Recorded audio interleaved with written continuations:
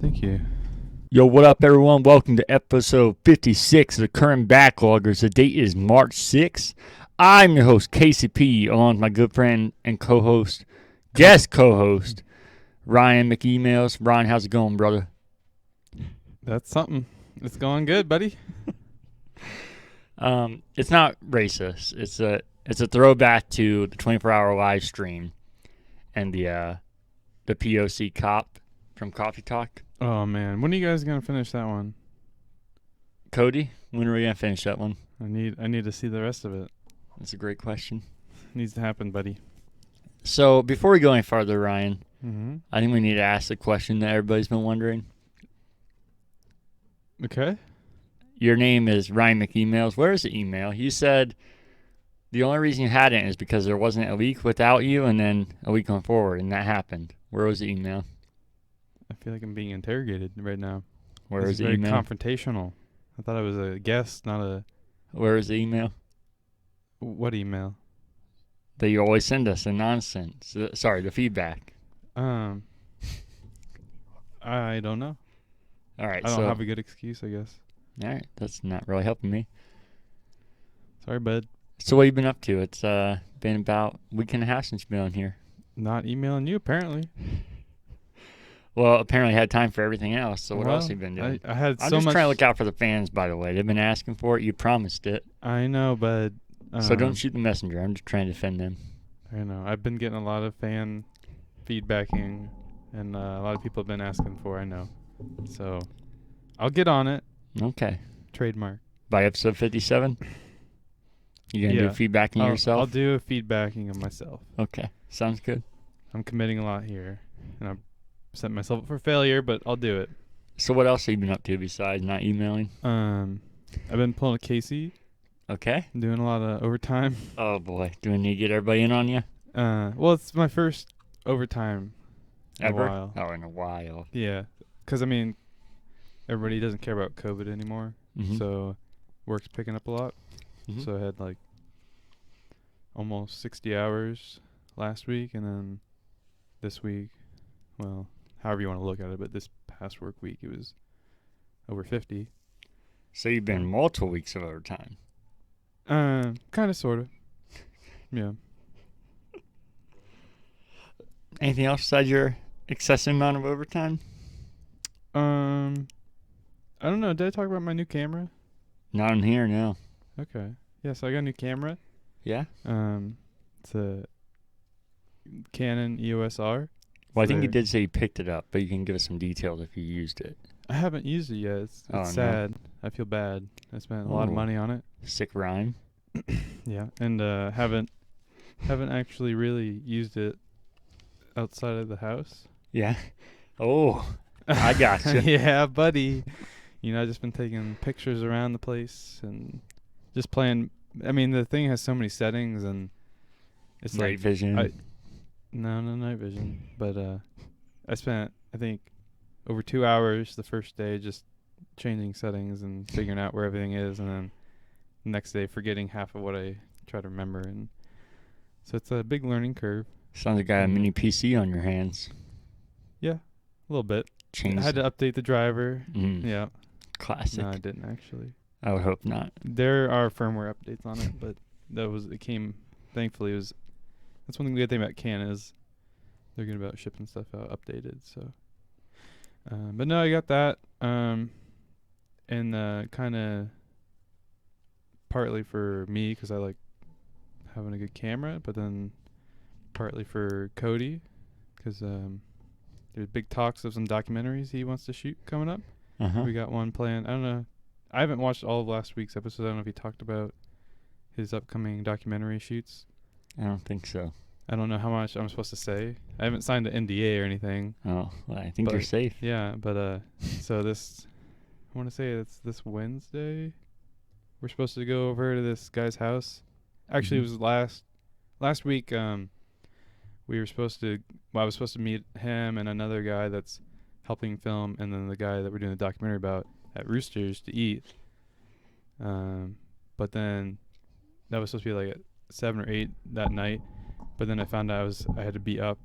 Part of the overtime I had to be up and like at the job site at like 5 a.m. the next morning, and it was a half-hour drive. So I was like, I gotta be up at 4 a.m. a little before 4 actually, and I was like, I pulled a Ryan essentially is what I'm trying to say, and I bailed on that. I was kind of sad though because I really wanted to go and figure out what all was going on with it, but I got I'll actually pull it up real quick while I'm talking about it. I got I'll tell you what Cody told me the plan was. Again, he might kill me for sharing all the plans, but he said filming 7 p.m. to whenever you can stay at his house. Then we're going to a car show down in Chillicothe with him. I was like, okay, are we doing outside filming on the 9th? Because, we don't, it's not like we have a bunch of lights and stuff. He's like, we'll be shooting in his house, in Walmart, and outside with lights. So, yeah, this will be interesting. I guess the whole premise is, I'll just give you a quick glimpse in it, is some guy who has some weird car that he like customized essentially, and like does like, I think Cody says he drives to like Peru or something with it, like somewhere way down south in South America, and like takes a bunch of like supplies and like does charity runs or something in it. I don't know the full. Like I said, I didn't actually go to the meeting, so I know very little. He sent me pictures of the car and was like, "We're doing a documentary on him. You want to help film?" So I was like, "Okay." And that's pretty much all I know about it, but it'll be fun. I'll get some use out of my camera, so yeah. There you go. And then Cody gave me. Well, so I was looking through his eBay shop because he was talking about it, and I was like, "Oh, I wonder what he sells on there," because he always talks about random stuff. And I saw something I wanted. You'll think this is great. He had some vintage mechanical pencils on there. Yeah. And I was like, I gotta have those. Yeah. And he was asking a lot of money for them. I was like, Jesus. I was like, I'll pay him some money for 'em. I'm not paying that, but I'll pay him some money for them. So I asked him. I was asking him all these questions. It was all on Facebook Messenger. But then I was like, I could just message him on eBay. So he obviously doesn't know my eBay account name because they assign you some random it's like just random numbers and letters. I think I don't know if that was something I just didn't change or that's the way it was, but that's what mine is. So then I sent a message that said, "Could you please put the put the pencils in between each of your toes and splay them out so I can get a reference for the size?" And then I said, "If not, could you just send a picture with an extra banana for scale?" And he texts me back and he's like, "Hey, did you just message me on eBay? Because if not, this really weird dude messaging me right now." He's probably going to hit me and just do it. I know. I was really hoping he would, because I'd said that as like my background on my phone or something, and be like, "Yeah, that's good." But I guess he said that's like a common issue on eBay is people especially with like female sellers, they'll like ask for like products modeled next to their feet because they have feet fetishes. I don't know how true that is, but he said it's a thing. So, so I got those, and then he'll probably hate me for saying this, but I don't really like him all that much. So I'll probably give him back to him if he wants. If you're listening, but if you want him back, you can have him back. I hate you so much. They just don't feel right in the hand. I'm always saying that. I mean, I'll use them, but I just feel bad if they're actually worth as much as he was asking. Then I don't, because he didn't take any money for them. He didn't want any of my money either. So that's dirty money. I wouldn't take it either. Exactly. And then another fun one. So I have an issue and I was trying to solve it. Okay. So the issue is I have a tool bag that I use for work, and the tool bag, it's like kind of like a backpack style, but it's deep in the muff, and no, it's kind of deep. And when you're in like a dark room, you can't really see into it very well. So I'd like pull out my flashlight and like look inside to find the tool I'm looking for. So what I'm doing is I bought some those LED lights, like on like the string lights, not string lights, but like they're like in like the ones I have behind my TV. yeah, kind of like a those. rope. Yeah, like the rope ones almost, like but it's like a flat rope. Yeah. So what I'm doing is I bought one of those, and it comes with like a USB plug on the end. You cut them to length, and then I'm gonna sew them into my backpack, and have a little power bank with a little switch on it, and then so that way I can see in my backpack. Very nice. Yeah, it's way excessive and not necessary, but That's you. that is me, and I'll flex on all the people at work and be like, "Oh, can't see in your back." Bam. There it is. There it is. Yeah. So that's kind of what I've been up to lately. Just usual stuff. I got you. What about you? I've been up to some unusual stuff.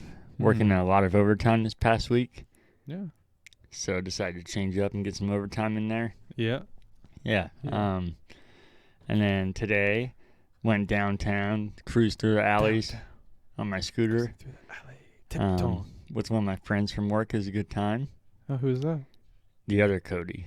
Oh, new Cody? Yeah. Okay. And then we checked out the cruise stadium. A little chilly, wasn't it? A little. It didn't feel bad, especially with the sun out. It was a perfectly clear day. Yeah. Checked out a new cruise stadium. Mm-hmm. We did it last time we scootered, and there's like no progress done. So it's nuts to see how much they made already. Yeah. I got to go in there the other day. I was going to ask when you were gonna. You didn't tell us you went in. Yeah.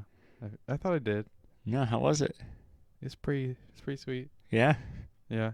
I got to go back. I got to go back and get my site training done for it. But I'm excited to go back again.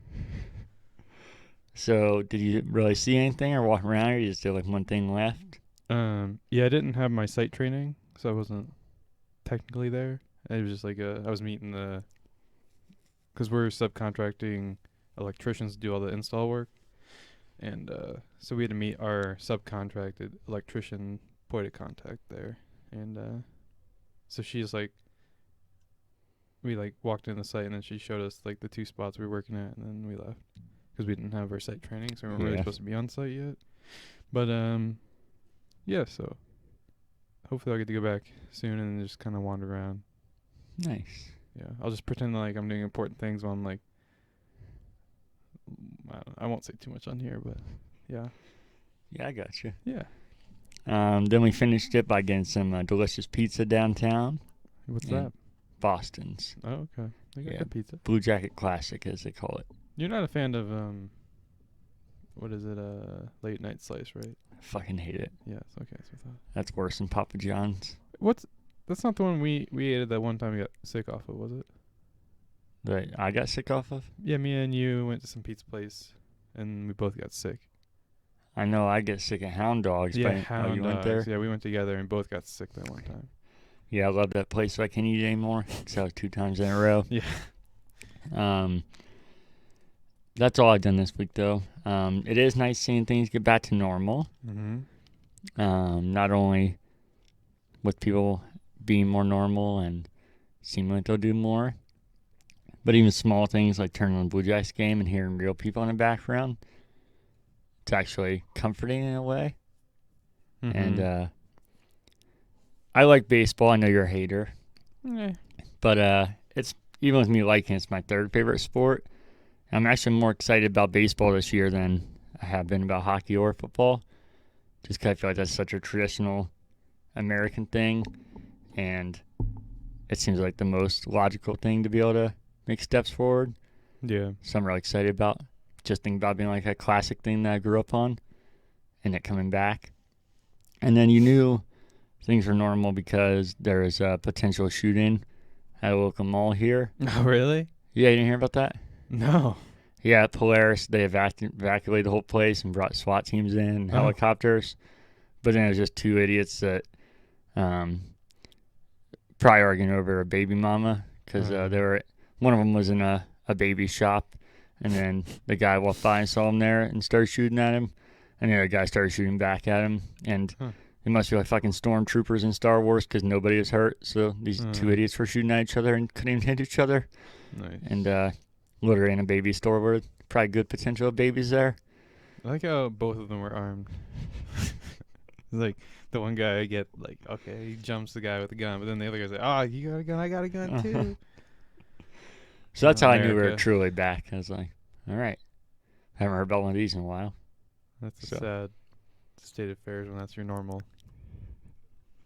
Well, when I heard about that, I was like, oh shit, because you don't really hear about stuff like that here. Mm-hmm. But then when I saw it, because it was reported, because I didn't know what was going on, so it makes sense, but it was reported like there was going to be like a mass shooting, but then when I heard it was that, I was like, event or something. Yeah, but then when I heard it was that, I was like, oh, it's just two idiots. Drama. Uh-huh. Family drama. That's right. Well, family, if you want to call it that. But if you don't have anything else random, we can get on to the normal show. I'm sure I do, but it'll just pop up. Okay. Well, we're going to go a little out of order here. Oh, boy. I get the list, and we're going out of order of the list. It's okay. This wasn't even on your... I don't think this was on your list. The game show, me and Cody missed it last week. Week and a half ago, whatever. Yeah, I was going to say I didn't hear it. I haven't gotten that far, so... No, we didn't do it. We completely forgot we meant to. As soon as I was done recording, I was like, oh, shit, we didn't do it. You should have done like a little cut and be like, we're back. Well, I didn't remember. I was like home alone. I was laying in bed. And oh, shit, we didn't do it. And it actually was like that. And I was like, man, how did we forget? If he was still here, I would have told him to do that with me, but it was too late. So I thought we'd start with that. Okay. We'll do that right now? Yeah. We're just going to leave with it because I'm going to forget it again. Okay. I guess I should address, like I said, it's been about a week and a half because this is going up late. But that means you'll get an episode sooner than normal, the next episode. So it's kind of 2 episodes sandwiched together here, Mm-hmm. But this one only has 8 questions. This was submitted by James B. Wow, do you do any work around here anymore, or is it? I do, but he wanted to submit stuff, so... all right. And I forgot last week, so I wasn't going to use my own, skip over his, That'd be kind of rude. And we're going to install for the first time Phone a Friend. Okay. You can call anybody you want. It's only one call. If they don't answer, you lose it. Okay. What do you think? Should we do 30 seconds or a minute?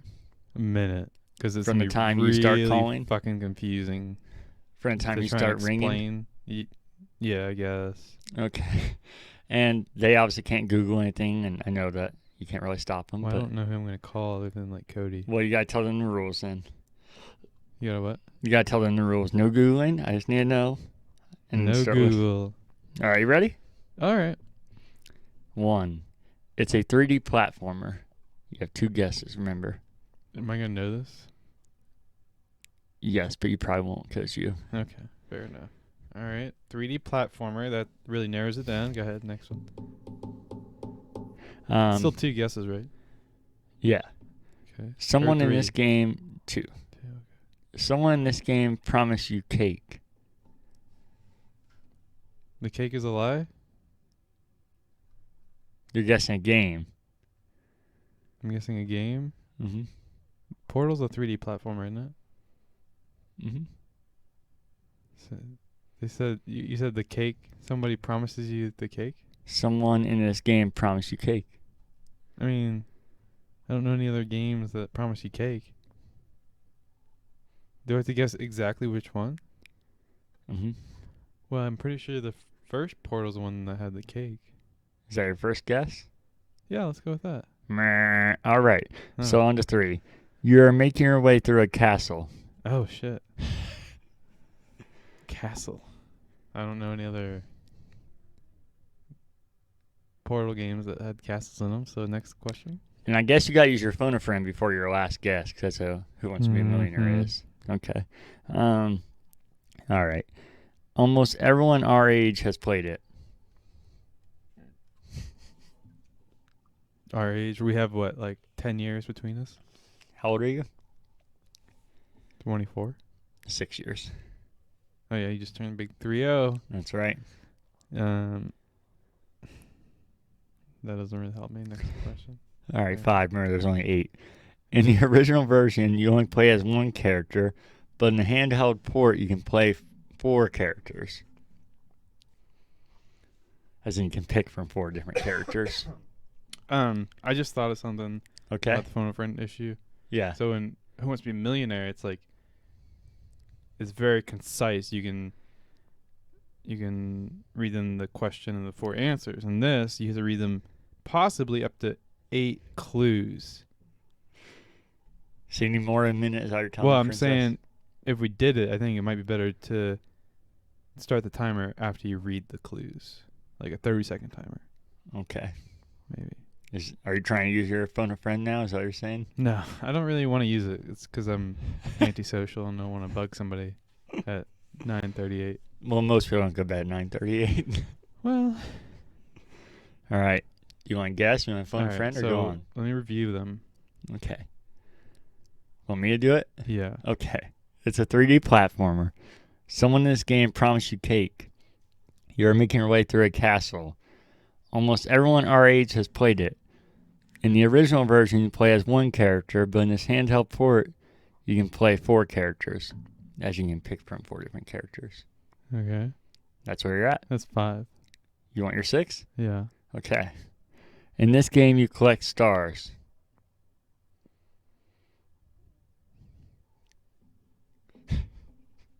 Collect stars. Uh-huh. Don't forget you have a phone or friend. Would Danielle know this? Regis wouldn't tell you anything here. Well, you aren't Regis, but Kind of.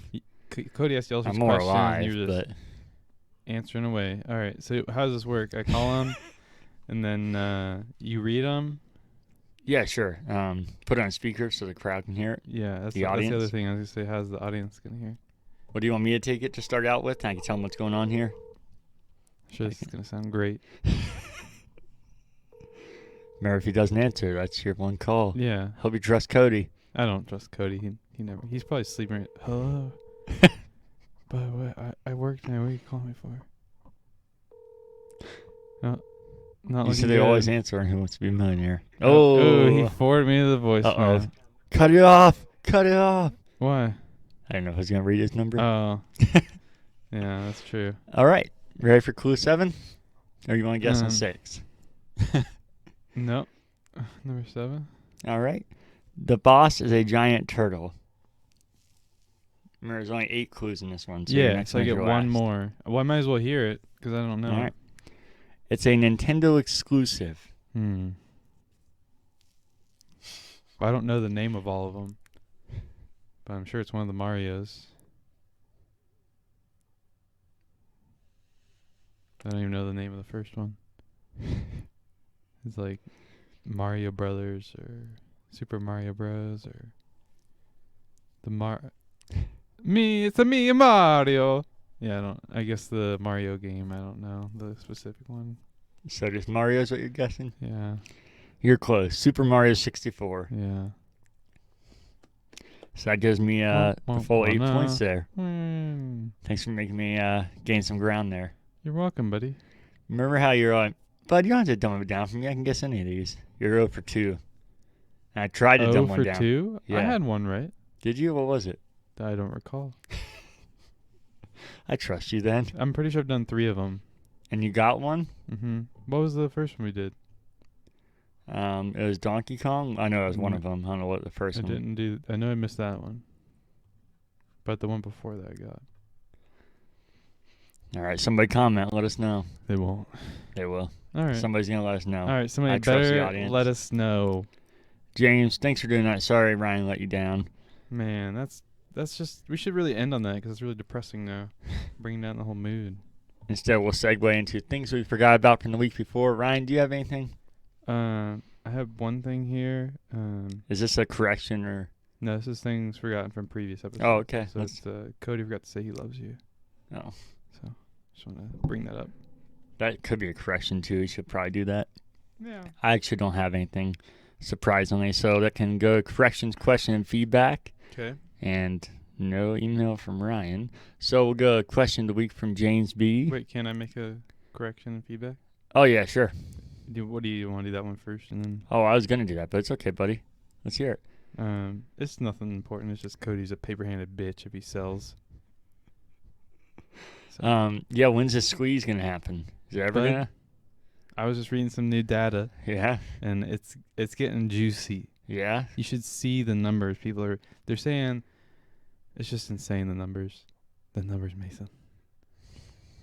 But no, you should really look into it if you're at all interested in investing. It's the corruption is just blatant. But you don't care about that. You just care about your money. You already admitted it. But yeah, plus I'm not even involved in all the GME nonsense. Oh. I'm in the AMC squad. And That's not doing too hot. No, it's a long-term thing now. Oh, okay. The squeeze's potential is going How down. long-term, since you know it?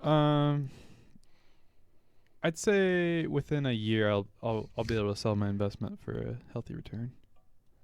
This is like when people say the end of the world. You keep extending it so that way No, you can't really be wrong. no, 6 to 12 months is my window. I'm guessing. Okay. I mean, really though, if it doesn't happen, it doesn't happen. I mean, I'm not a financial advisor. This is not financial advice. But It sounds like you're kind of advising Cody what to do there, actually. no, I was just calling him a paper-handed bitch if he Okay. if he sells, because he's like, I just bought in, but to do it for the fuck the man. You know what, dude?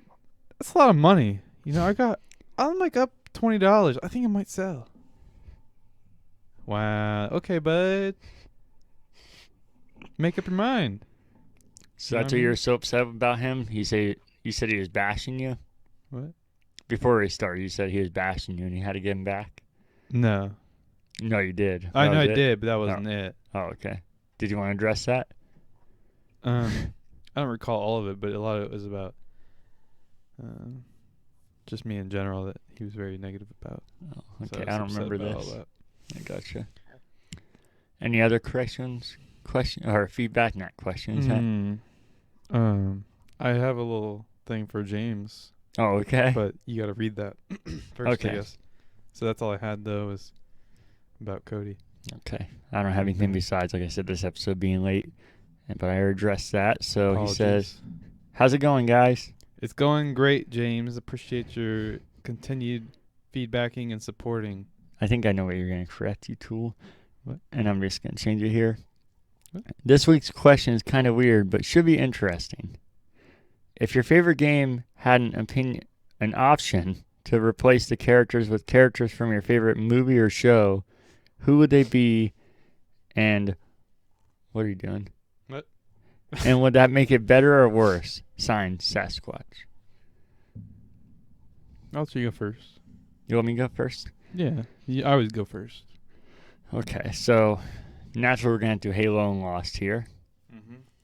So there's not too many to transition over well, but I think you take Locke from Lost, you put him into Halo. There's already somebody named Locke on Halo. Mm-hmm. So do a 1-for-1 swap or just? Well, it does say replace, so I guess I can't just place him in this order. I gotta replace him with something.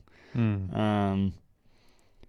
We're gonna replace him with generic Marine, and generic Marine will go on the island on Lost. Yeah. It's a good swap. Yeah, and then you got two badass Locks on Halo.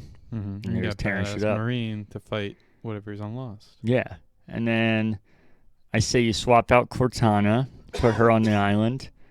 Cortana. Yeah, she'd be super interesting on Lost. And then you swap her out, and you get the Smoke Monster and bring him into the world of Halo, and let him tear some shit up. Hmm. Yeah, you feel me? No. No? Okay. Mhm. And then you get Shannon, the annoying hoe but very attractive girl on Lost, and you put her in place of Sergeant Johnson, the tough guy Marine sergeant in Halo. Yeah. It's always smoking a cigar, and put him on the island. Mm-hmm. And he'll provide some comic relief, but also be super intimidating and be able to help the crew out. Yeah, but how will he function with a cigar in his mouth? Oh, he'll have it. Oh, he'll have it just be. Yeah, he's not always smoking in Halo. Oh, Halo Infinite. And that's my Halo Lost. Nice. That's a good one, buddy. Thank you. And what is yours? I always feel bad because James' questions, I think I'm like, I'm just coming up blank. Like on most of them. They're very in-depth questions that I usually just don't relate to, I guess. No offense, James. I just don't game that much like you guys. Uh-huh. But I guess it just kind of made me think about how most of the games I play don't really have characters or like aren't story driven. Uh-huh. So it doesn't, like a lot of the games that I play, it just doesn't fit. Like there's no characters to replace. So I couldn't really come up with much. It's pretty good, though. I like that. Yeah. Yeah. Sorry. No, I think you answered that beautifully. Appreciate that. Yep. So if you have any questions, or feedback, can send to currentbackloggers@gmail.com. James, thanks for sending the question of the week, as always, and the game show question. Mm-hmm. Thanks for making Casey get some points. Yeah. Well, that was kind of on you, not James. Well, but sorry I don't know 1,000,001 games in my head. But if you'd like to get to the news, buddy. Oh. Do you want me to start with my stuff or your stuff? I'm going to let you pick that. You're the co-host well, I'm already today. on my stuff, so we'll we'll go with my stuff, I guess. I gotta figure out how to open. Oh, there it goes. All right, this one is from Video Game Chronicles. Okay. This is just it's a little short guy, but actually it's longer than whoa, it's a lot longer. I won't read the whole thing. But the title is Rockstar owner argues players are ready for $70 games. Take-Two CEO defends NBA 2K21's much criticized launch price. The CEO of Take-Two has reiterated that his view of that decision to charge $69.99 for the next. I do like the price. I'll just bump it to $69. You gotta love that. But yeah, $69.99 for the next gen versions of NBA 2K was the correct one because the public was ready for price increases. I don't really care about the rest, but I just want to pull a Reddit and read the headline and kind of get a feel for you about the. Do you think the public is ready to spend more money on a new release? To $69.99, you mean? That's already happening on next gen for other games, so yeah, I think they are. Yeah, but do you think it's warranted? Yeah, I definitely think so. I mean, obviously I don't want to spend any more money, but if you look at the budgets of what the games are and how long they stayed the same price, it's kind of crazy that they haven't went up. I think it's easy for us when we're buying games to be like, well, I don't want to spend more money, so it sucks. Mm-hmm. But I think if you're thinking about it throughout the business, it makes sense. And I think if you want games to keep getting bigger and crazier and not be dumbed down, they're going to have to make money somehow. Yeah. What do you think? That's why I don't know, I'm torn. At one point I don't really buy like AAA games much unless they're on a pretty big discount. I don't know, just something about paying $60 for something just it hurts me inside a lot.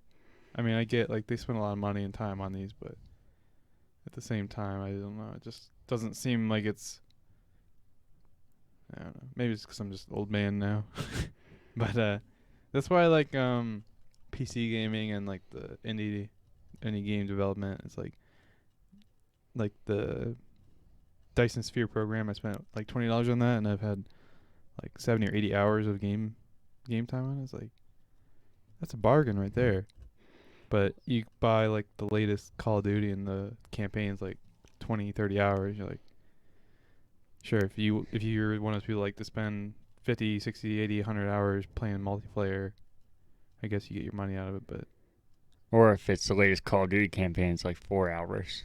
Or that, exactly. I was just guessing I was way on the high side of that. Jesus. But I also think that even though they're $70 and that's more than we've been paying the last generation, the games go on sale so much faster, even physically or digital sales on Xbox or PlayStation, that if you don't care about having a day one, within the first couple months you can get it cheaper than you would have if the game stayed $60. like almost all the time now. You can get any top game within the first 3 months for $30 or $40. So Yeah, I mean, I guess it's inevitable inflation. The Yeah. government keeps handing all this money, so of course prices are going to go up. yeah, I agree. So, but yeah. Next one is from NME, whatever that stands for. I didn't actually. That's just what their title says here. NME. Do you know that one? No, I feel like I do or should, but Yeah, I don't know the. It's just NME. Doesn't matter. It's titled "Valve Advises Developers on Controller Usage After Surprising Stats Revealed." 48 million players have used a controller in a Steam game. In a developer announcement regarding Steamworks, Valve has revealed that the percentage of gamers using controllers is up to 10% of daily players. 48 million players have used a controller in a game on Steam, Valve claims, but they also stipulate that different genres encourage or discourage controller play. RTS games are still at a figure below 1%, whilst fighting games or sports sims account for 70% of controller usage. FPS games linger around 7 to 8%, whilst action games played in third person can be anything up to 50. Skating and racing games were at the top position with over 90% of gamers using controllers to play. Valve's provision of this data, according to PC Gamer, in order to encourage developers to incorporate controller support if their games fall within one of the top categories. In general, they state in the post, a lot of players like to play a large cross-section of games on a Steam with a controller, which is something many people, including those of Valve, find a bit surprising. The data also shows that Steam and Switch controllers are among the lowest used, while PlayStation controllers occupy a middle ground. Xbox controllers are by far the most used, stemming from the ease with which they are available for plug-and-play gaming. Valve gave a final summary of their findings, making a suggestion to future developers. If we have just one thing we'd suggest and promote, it would be for more developers to display the corresponding PlayStation icons in-game when there's a prompt for a player to hit a certain button they wrote. You can make your own or use the icons provided by the Steam Input API integration. didn't they say Xbox is the most used one though? Uh-huh. So why they encourage them to use PlayStation? I'm guessing... Because it doesn't prompt you to use Xbox buttons. It still shows keys normally. I guess it depends on the game. I'm guessing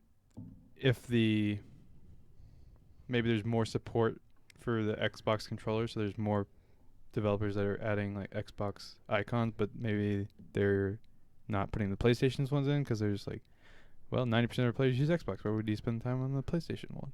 That's why I would assume too. But any one that I noticed playing, it still has keys. I've never noticed Xbox logos in there. It's like, unless it's Halo or something, it's already Xbox, obviously. Yeah. But it's possible I'm just not playing those games. Yeah. But what you're telling me that with that news is that controllers are taking over mouse and keyboard world. I'm joking. It's a very small percentage, but yeah, I just knew I could trigger up to you there. 10%. Yeah. It's higher than I thought it'd be, but I guess it makes sense for some. I mean, some genres just like it kind of makes sense, I guess.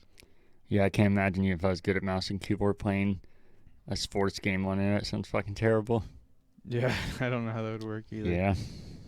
So that's probably why sports is so high. Yeah, sports and racing. Yeah. Yes. But I know you're a controller guy, so I thought you'd like that article. No, I did. I said the only thing I'm confused about is that PlayStation button thing, because I would have thought the same as you, but from what at least I can tell, it's always just keys still. I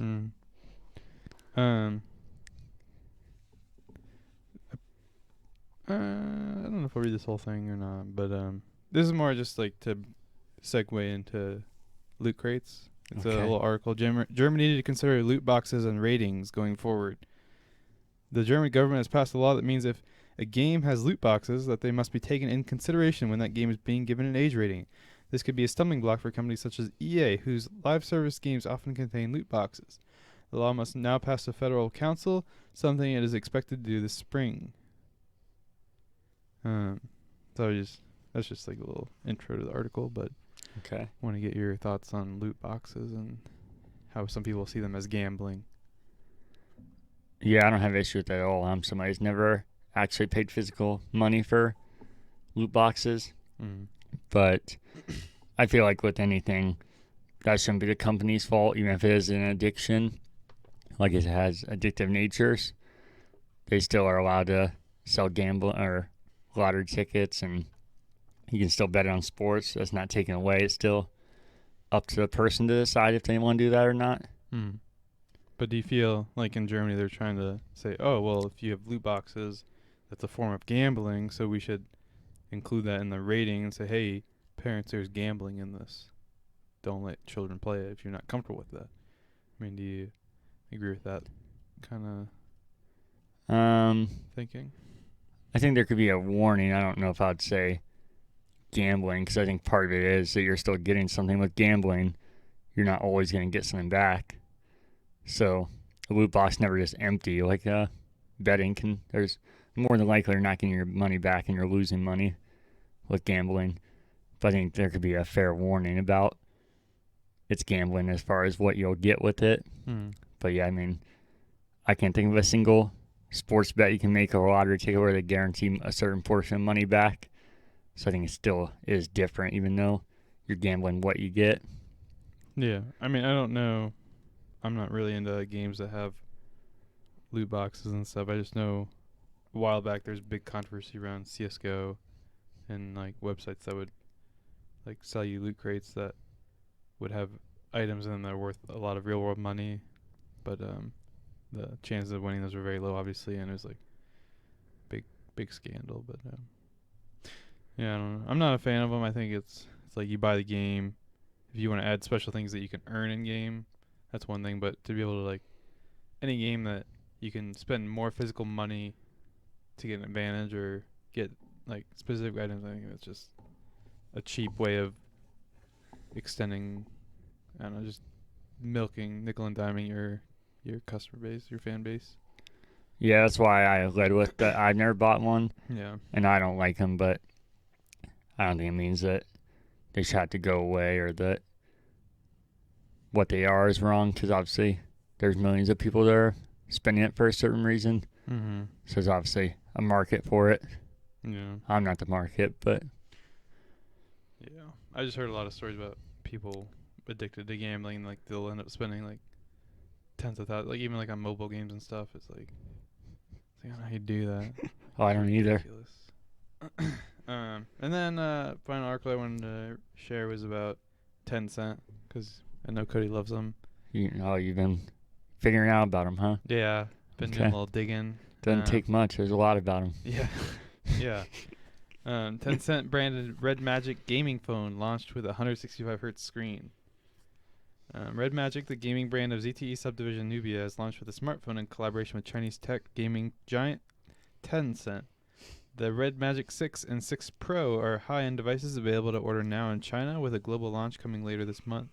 The Red Magic 6 has a Qualcomm Snapdragon 888 processor, active fan cooling, and a 6.8-inch 1080p OLED display with a refresh rate of 165 Hz, making it the fastest phone screen on the market today. Red Magic is also claiming a single finger touch sampling rate of up to 500 Hz or 360 Hz with multi-touch. The touch-sensitive capacitive shoulder triggers on the side, meanwhile, are sampled up to 400 Hz.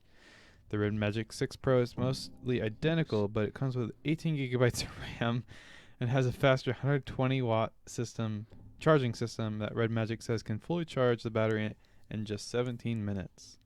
The non-Pro 6 has a bigger 5,050 milliamp battery, but a slower 66-watt system that takes 38 minutes for a full charge. The Tencent collaboration is quite unusual. Red Magic says that the phone software is optimized for Tencent apps like WeChat and QQ, with 50% faster read and write speeds. Tencent Solar Core gaming software is also preloaded, and the company promises it improves game response speed, frame rates, and network latency.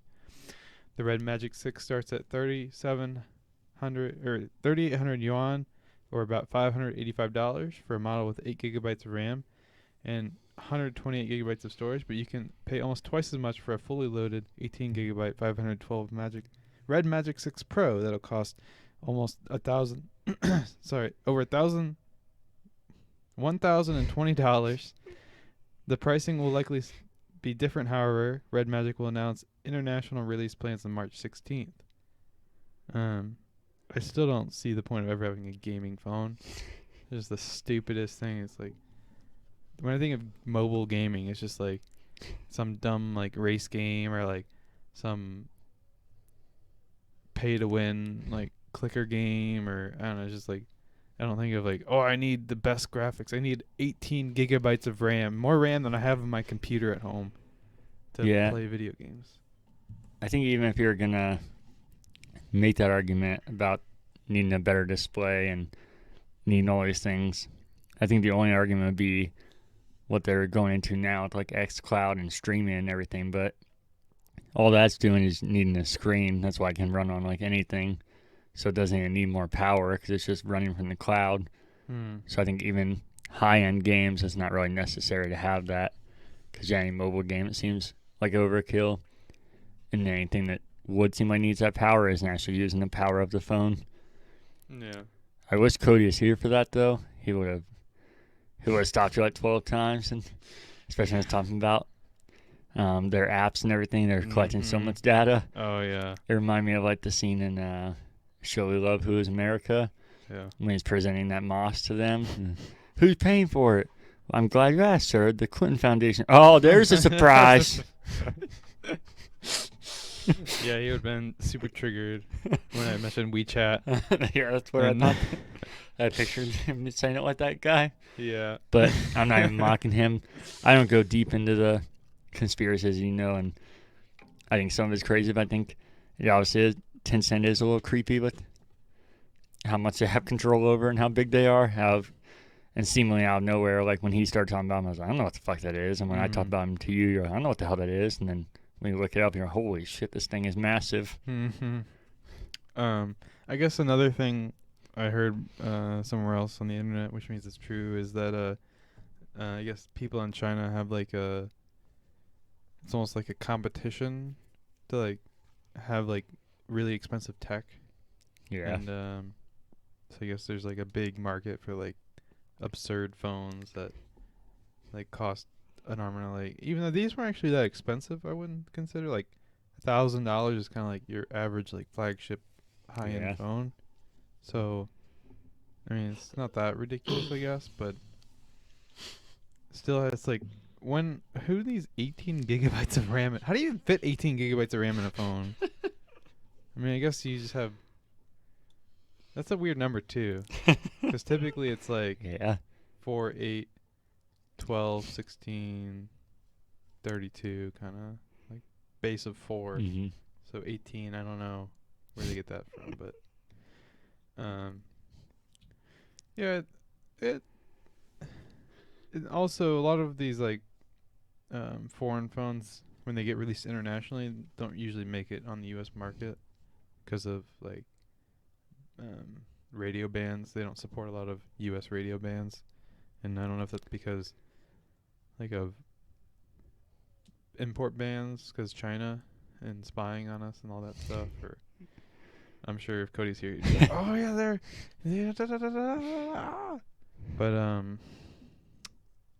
I wouldn't mind having one thing that it says it can fully charge the 4,500 milliamp battery in 17 minutes. Like, and then blow up the third time you do it. I was gonna say, how does it do that without just destroying the battery? Because that's got to put a lot of heat in that thing, and heat just destroys battery longevity. So I don't know. It's one of those things that lasts 2 days, and you're like, all right, gotta get a new battery. And by then they got all your info. Yep. Oh, shit. Job well done. We'll get them next time. All right. That was all I had. We'll go over to your... Oh, my goodness. That's a lot of text. All right. You couldn't just send the links? I mean, I could, but then you complain about all the stuff that I didn't cut out. You think that's bad? The articles are way bigger. You cut stuff out of that? All right. Let's take a quick segue break and talk about water for a second. Oh, okay. Naturally. It's really weird how different water tastes different. Like, you think water's just water, but it's like, it's not. I gotta be honest with you. Besides, if it's coming out, what are you talking different water? Are you talking about like so like I was bottle drinking? Or? Yeah, so I was drinking. I don't know what brand, whatever brand that water is, and then I switched to whatever brand that you had here, Kroger brand, and just the mouthfeel is just astonishingly different. Yeah, It's Danielle's real particular about that. I gotta be honest Mhm. with you, I don't notice it at all. Oh, I do. Like, Obviously, I notice it from difference from like well water, sink water, and then that. But like all of those taste the same to me. Any well water, any sink water, and then any purified, and even spring water, both those taste the same to me. Spring and purified. yeah, it's hard to describe, but maybe we should do like have like a water tasting with Ryan segment sometime, We can do that. Get all the different waters, well, and and I can rank sink. them, Okay. and that'd Or- be fun, a little fun, little. Not putting labels on it. See if we can figure out what's what. Maybe Yeah. like, oh, this water's delicious. You know, if you're drinking well water. Yeah, I mean, I'll just kind of, it'd be like sommeliering, but with water instead of wine. We can do that. Yeah, but so that last one I was drinking was like the stuff I usually have at home. I don't usually drink bottled water unless I'm like going out somewhere and grab it real quick on the way out. But yeah, this Kroger stuff isn't very good compared to that stuff. No? I mean, I usually drink this when I'm here, but switching from that to this, it's like Is that spring water? that stuff. Yeah, No, it's it's just- purified. It's just filtered tap water, I'm sure, from maybe I think Sam's Club, possibly. I don't know. It's very jarring. Okay. I'm just getting like this one almost. So you drink it, you get like a very almost like I want to say it doesn't make sense, but it's high pitched on the tongue. I don't know how else to describe it, but it's Yeah, like I wouldn't know what the hell that higher. means. I don't either, but it just makes sense when I say it. But I think high pitch on the tongue would be a good shirt. High pitched in the tongue, and then it almost has like a drying effect on the way down. Like after I swallow, it almost leaves my mouth drier somehow, and I don't Yeah. get how that's a thing. Ratty swallow. It might be an additive they put in the water, because some of these we're getting really carried away here, but Yeah, like how you say you get tired and these drag on and you talk about water for 5 minutes. No, so this is a Cinemark story. Okay. So I was working a concession stand, and this guy comes up. He's like, "Can I get a bottle of water?" I was like, "Yeah." So I turn around and grab. This was back when we had the cooler behind us instead of the cooler outside. And so I go around and grab the bottle of water, sit on the counter. He's like, "Dasani." I was like, "Yeah." He's like, "Do you have any room temperature? This is cold." I was Oh, like, yeah, I was like, "Yeah, I can get one." You know, you go all the way around the back into the water. Called the water closet. Which is funny because it's water closet's another word for bathroom, but so yeah, we go in the water closet and go down there. I get one and bring it back, and then he's like looking at it. He's like, "Does this have sodium phosphate in it?" Or I don't remember what the additive they had in it, but it's some like that. I was like, "I don't know." He's like reading the label and he's like, "Yep, it's got. I don't want it." Yeah, Right. it's salt. They put salt in Dasani. Is that what it is? Yeah, I didn't know, but Yeah, some they put something in there, and then he's like, they just do that to get you to drink more water because it makes you thirsty. yeah, I It's guess like- it's true. I don't know. I still drink Dasani, but I guess that's why everybody else had issue with it. but that's just because I don't like the taste of it. See, you said you couldn't be on our other podcast, and you're already telling stories. You could be on What? Things I Oh. Shouldn't Admit, and Things I shouldn't admit. yeah, you can be on there with us or I don't with know. me. There's a lot of things on that I don't really want to admit. Yeah, you shouldn't, but you're gonna. I'm not. I really don't want them to be out there. Maybe like in a personal like setting where you can't actually factually verify that I said those things, Okay, and I can deny them. I'll do it like good reporters do it. Yeah, camera's off. You don't gotta worry about it. This is off the record. Yeah. No, what are you looking at? I just making sure everything's good. Yeah. We're not recording though. Definitely not. Anyways, where were we? Water. Water. Yeah, so I'd be down to do a water tasting. Okay, we can do that.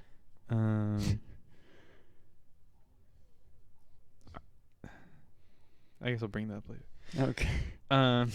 We'll never get to your stories here. Your stories, your articles. Getting sleepy. Getting sleepy. No, not me. You are. I am. Mm-hmm. No. Okay. I Did you hear how flawlessly I read all those last articles? I Yeah. only had like 2 stumbles. Stumbles. All right, from PC Gamer. Anthem development is officially canceled. Womp. I don't know who they are. That's a video game. It's a video game or a studio Anthem is a video game. developed by BioWare. EA, Well, they're a who publisher. is owned by BioWare. Other way around, but yeah. Oh, BioWare's owned by EA? Yep. Wait, never mind. I'll just read the article. Probably tells me That all works. this stuff. Bloomberg report. Bud, don't start laughing. Bloomberg report said that Electronic Arts executives were preparing to examine the current state of Anthem's reboot and decide whether to continue the process or pull the plug. Today, the results of that examination were announced, and BioWare has confirmed that work on Anthem Next has been halted. Quote, 2020 was a year unlike any other, however... What? 2020 was a year unlike any other, however, and while... What? That doesn't make sense. I swear to God, you mess with these. This is why you don't send me the article, because you change things. Because he sends me text, like, written out in Messenger, and he changes You them. want me to send you links from now on? And you I- can go through 'em? Am I stupid or is this not... you want me to? 2020 I'll do was that. a year unlike any other, however, and while we continued... However, and while we continue to make progress against all our game projects at BioWare, working from home during the pandemic has had an impact on our productivity, and not everything we have planned as a studio before COVID-19 can be accomplished without putting undue stress on our teams. End quote. BioWare Austin studio director Christian Daly wrote,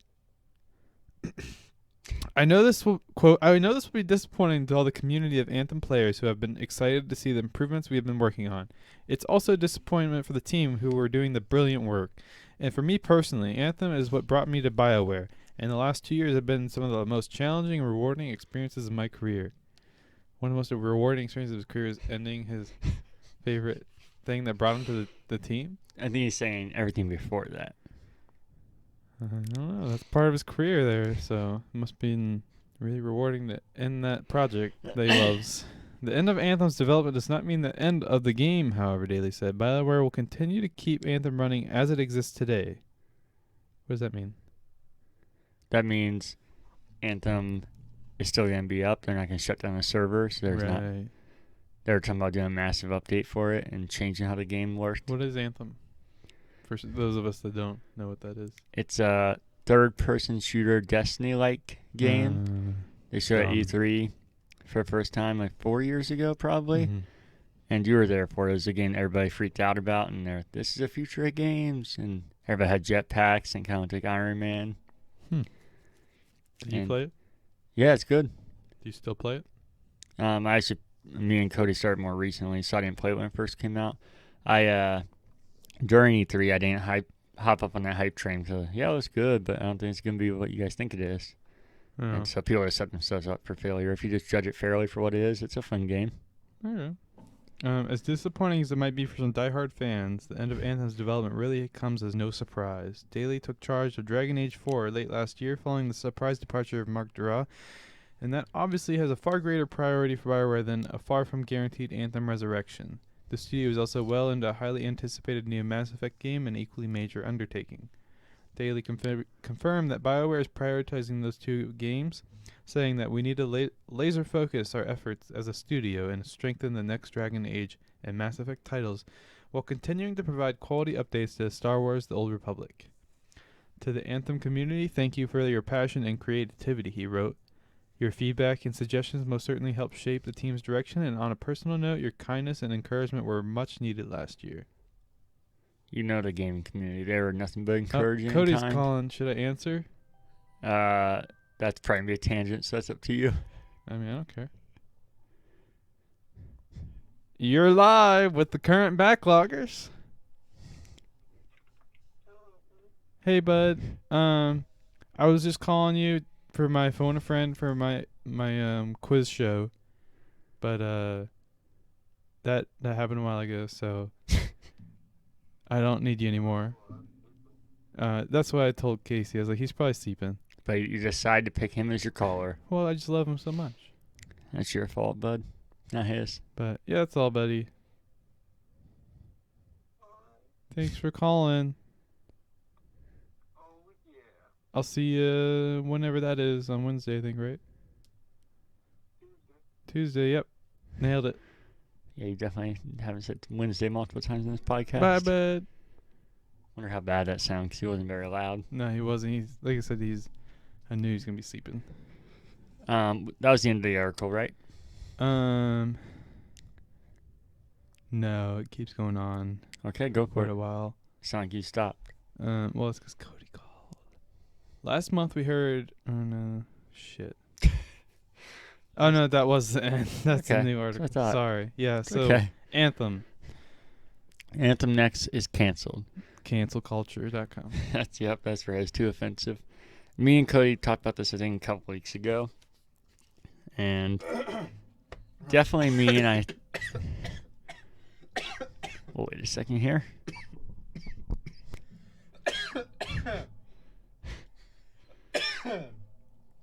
Ugh. There's Sorry. that water for you. Glad we had that 5-minute review of water for you Yeah. to choke on it. It kind of reminds me of pool water. I'm gonna be honest. There you That's go. what's coming to mind. Anyways, we talked about it, and I know me for sure, I think him, hoped that this would happen, that they would follow through and update it and make Anthem Next. But I know we definitely both thought it would not happen, so it's not surprising. But I think it's definitely a bummer. Rumors already. Rumors? Mm. Oh, that it wouldn't happen? Yeah, everybody kind of assumed, but EA never confirmed it. So people were waiting. They said that they were going to decide that week. So everybody, maybe there is some hope. Mm. But most people hated on it, so I can't blame EA for not doing it. Especially, like they said, focusing on Mass Effect and Dragon Age. And then this is from Jason Schreier. He says, time for some news that is going to make BioWare fans really happy. Just sounds dirty. Following the success of Jedi Fallen Order and the failure of Anthem, sad, EA has allowed BioWare to make the next Dragon Age a single-player RPG, previously as planned as a service game, which I don't care about Dragon Age at all. But I don't think anybody knew that was supposed to be a service game. I think everybody assumed that was a single-player RPG. Am I alone in not knowing what a service game is? Yes, because that's what all fucking games are now, sadly. Like Destiny and all these games that are just always updating, not like a linear story and it's over. A game's a service, a live game. Yeah. Like World of Warcraft. Kind of, Yeah. Where it's like constant. It's the same game, but they just add things. Yeah. So you never really have a feel of true accomplishment. Yeah. And it's always overwhelming. It's such a time sink.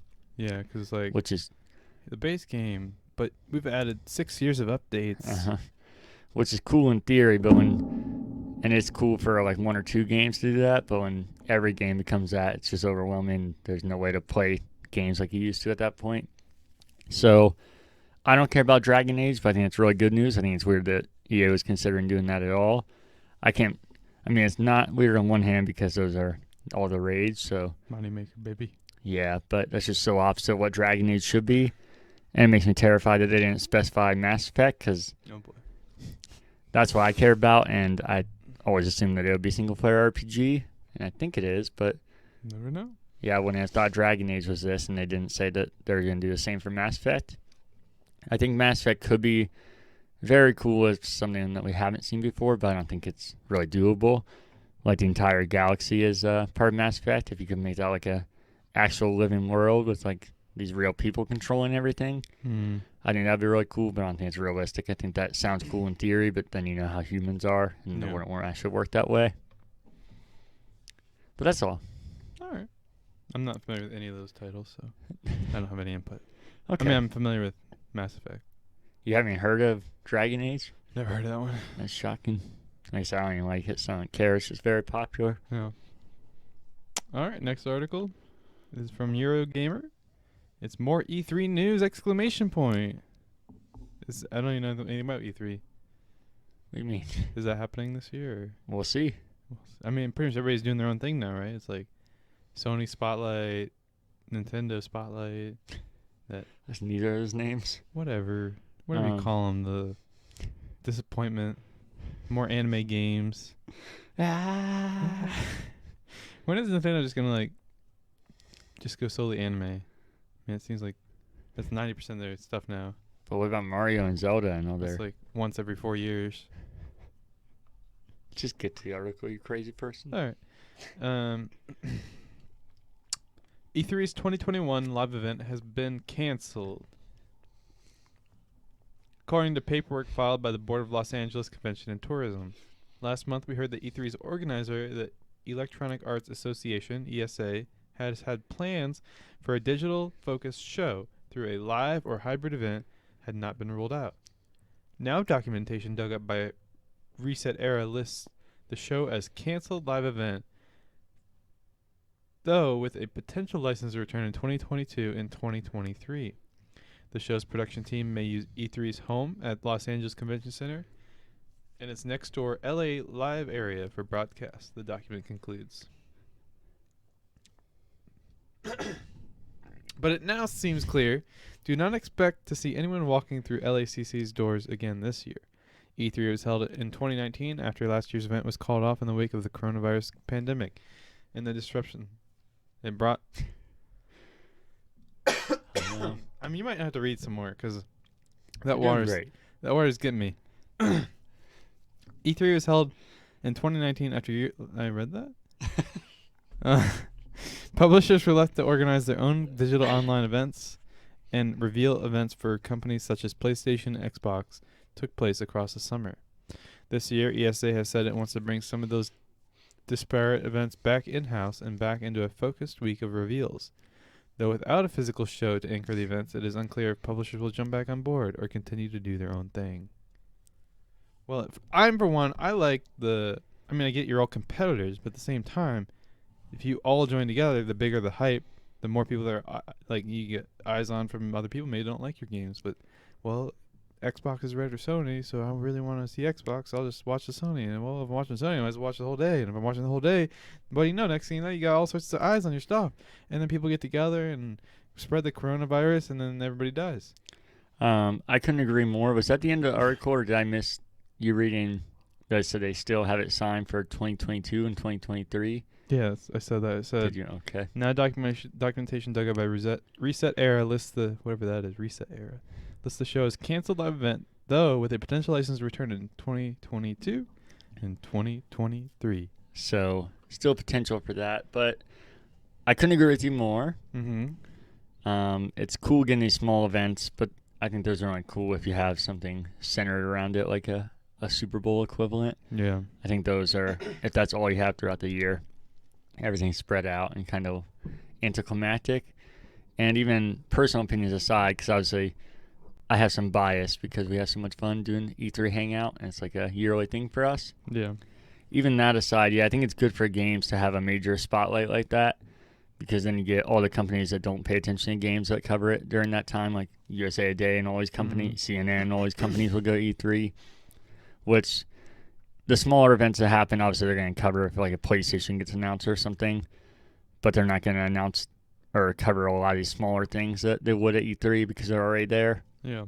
So yeah, I think it's good for the business, and personally, yeah, I need it. Yeah, and I'm a fear that if they do all this online now, it's going to be very pre-recorded heavy. And that's kind of the worst. It's not the worst part, but it's like I want the live awkward cringe. That's what I live on. That, and even though the cringe is bad, there also is actual excitement in there. Like when they show something you don't expect and hear in the crowd, you feed off it, kind of like watching a sporting event. You can tell how much less energy there is with the empty arenas and stadiums. You can definitely tell the difference, even as they try and put in their fake audience or whatever. Yeah. And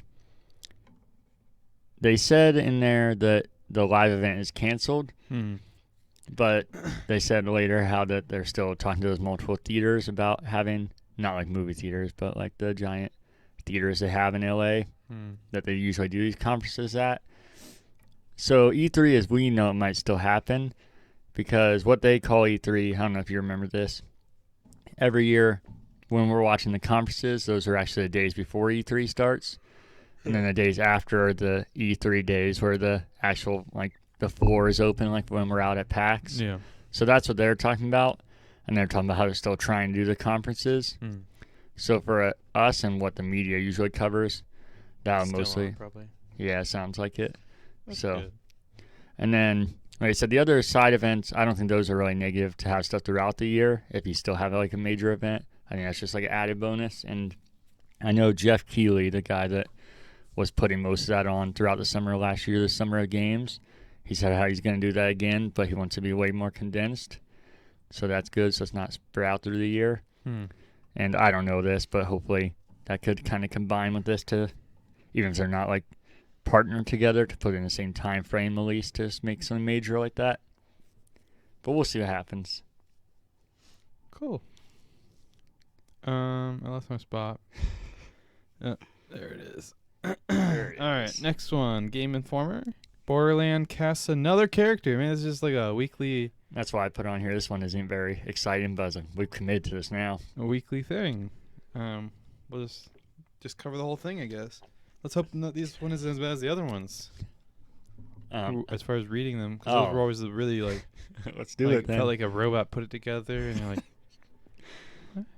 The cast for Eli Roth's Borderlands movie has been beefed up in short order, already boasting the likes of Jack Black, Claptrap. What? Okay. Kate Blanchett, Lilith, Jamie Lee Curtis. You all right? Yeah. Jamie Lee Curtis, Patricia Tanis, and Kevin Hart as Roland.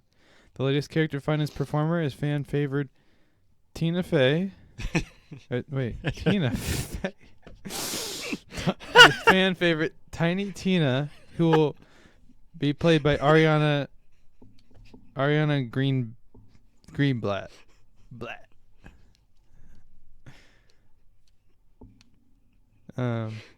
Should I continue? Yeah. Okay. For those of you asking who? Yeah. I mean, I was going to say that, but I don't know people, so I thought she was somebody who was you famous. thought Tiny Tina was Tina Fey. Tina Fey. I just saw Tina, and I just kind of filled in because it jumped the next line at that part, so I just assumed, like, well, the only Tina I know is Tina Fey. Mm-hmm. So my brain just filled in the blank. But for those of you asking who, along with me, Ariana Greenblatt may be most familiar to mainstream audiences, especially Marvel fans, as the actress who portrayed Child Gamora. How do you say that? Yeah, close the first time. Gamora. Gamora in Avengers: Infinity War. Didn't see that one. The Borderlands film is being helmed by Lionsgate, who is supposed to be filming this year after facing several pandemic-related setbacks. The film currently has no concrete release window.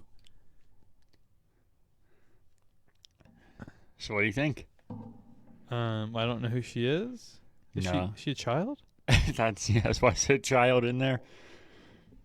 They're casting a child for Tiny Tina. Tiny Tina. I guess that makes sense. Yeah. So I don't really have feedback on this. We just updated all the other cast members. I thought might as well keep it going, like you said. Keep it going. Tiny Tina has been cast. So All who's right. that leave? We should have a graphic made up. Oh, Peter, shit. get on it. Yeah, come on, Pete. You don't watch Well, this, but get on it. We got a green screen. We could put it back here and be like, Tina Fey. Tiny Tina is Tina Fey, but not really. But no, we could have like the weather forecast. Like today, it's gonna be sunny with the chance of rain this afternoon. Figure out how to edit like a dick in there when you're but no, I think that's something we should have. We should have like a. But this isn't a green screen. That's our logo. Oh, that's right. Our We set. had it made up as a set. Come on. That's why we're not overexposed. For those, Bud. for those of you listening on Spotify, the lighting is a little wonky. Or Apple Podcast or any other service. But really, it's just Spotify. Apple Podcasts are our most listened to one. Is it? Yeah. I was gonna say, when are you gonna go over the stats? You should get all the stats together and be like, and here's our weekly breakdown of listeners out there. I can do that if you want me to. I don't know. I wouldn't say weekly, but I think a little update would be nice. Okay. Just to show the growth. All right. I love showing my growth. I love showing you my growth. Alrighty. How many more we got here? 1, 2, 3. Oh, you went Verge Happy here at the end.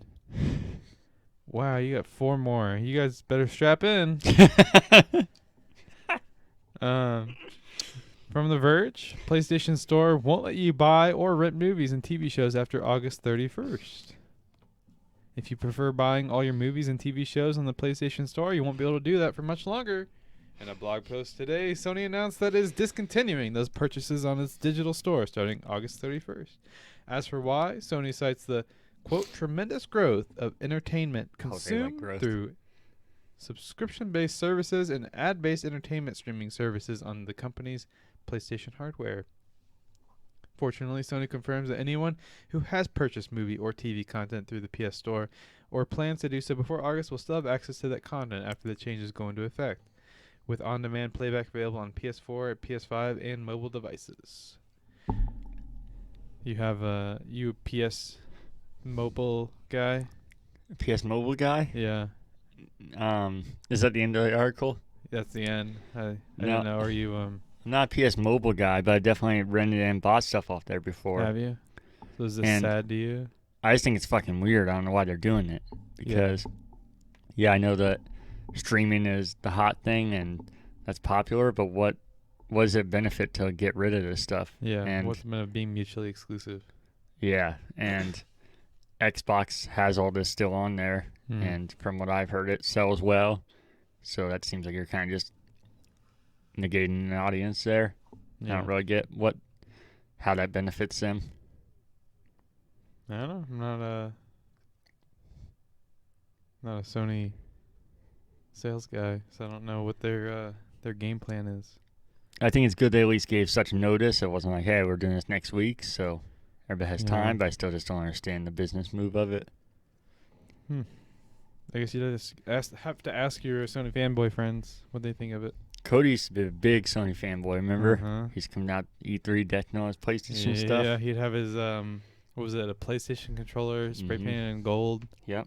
And then, what else did he have? He had some dumb Sony hat and all sorts of stuff. Yeah. So we'll have Hashtag to Sony ask him fanboy. about it next week. Okay, I'll do that. Make sure you make a note of it. Okay. All right. All right. Maybe I can ask him. Do it right now. Do it right now. I mean, I'll make the note. All right, another Verge article. New Alien game announced. Fireteam is a class-based shooter where players take on roles like gunner, demolisher, or technician. And Cold Iron says there will be a huge range of enemies to take on, including 11 types of xenomorphs, as well as some of those pesky Weyland Yutani synthetics. Weyland Yutani synthetics. Dean, are you familiar with that? Keep going, Bo. Here's the basic premise. Set 23 years after the original Alien trilogy, Alien's Fireteam drops players into the role of colonial marines aboard the USS Endeavour, recently tasked with answering a distress call from the outer colonies. Deploy to overrun facilities, abandoned ruins, and strange alien landscapes as you battle terrifying enemies across 4 campaigns with 2 friends or AI teammates. Alien's Fireteam is expected to launch this summer on PS4, PS5, Xbox One, Xbox Series X, SA, and Steam. Man, they really... Can't they just say... Wait, didn't they miss Switch? They did. Yeah, I think it was intentional. So, what do you think? I don't know. I guess I never played an Alien game. This looks like a knockoff Left 4 Dead, but aliens. Oh, really? Yeah. So you're excited for it? I am. I have my doubts, though. Because doubt. Cold Iron Studios, I've never heard of them. Uh-huh. And this came out of nowhere, and it's coming out within a matter of months. Soon. Which normally I'd be excited. Like, shit, we don't gotta wait, but that seems that it's probably not the best news. I do love Aliens. I love Left 4 Dead. I looked up Cold Iron Studios since I haven't heard of them, and so it started in 2015. And their website doesn't work.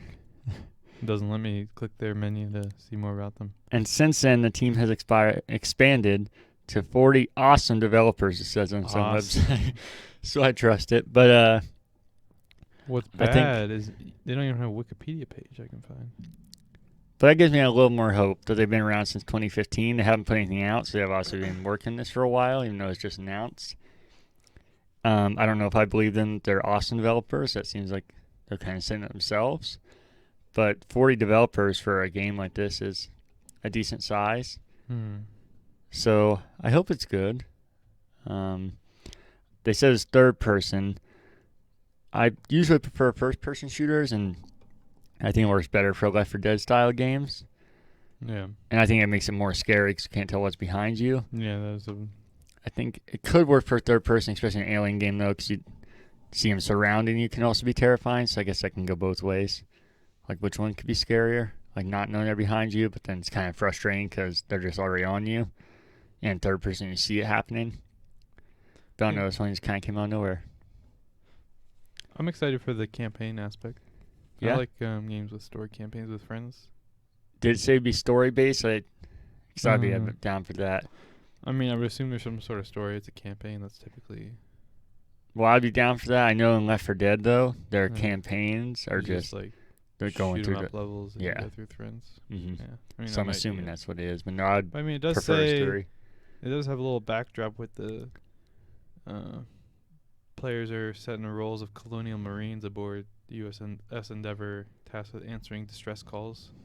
Hey, I hope you're right. So, we'll see when it comes closer. And would you actually play that? I know you said you're too scared to see aliens. What? Would you actually play it? I know you're too scared to see the movie Alien. Not too scared to see the movie Aliens. I think it's just dumb. Oh, you told me it'd be too scaly. No, your word, scaly. Scaly. I'm scared. Okay, move on. Next article. All right, next article. Again, The Verge. Casey's got a Verge for The Verge. Nailed it. Epic Games buys Fall Guys developer. Huh. That's something. Yeah. Is there more or is that it? There's a lot more. Yeah. Do you want to hear it all? Yeah, let's do it. Okay. Epic Games bought Tonic Games Group, the company that owns Fall Guys, Ultimate Knockout Studio Metatonic. Announced via joint posts on the Epic Games blog, the purchase is light on details, like the price. That seems very passive-aggressive. Like, we want to know how much you spent. It's like, so I would like to know that. How are we supposed to get some juicy clickbait headlines without money? We gotta set down some crazy numbers up in this headline to get some clicks. We need that ad revenue.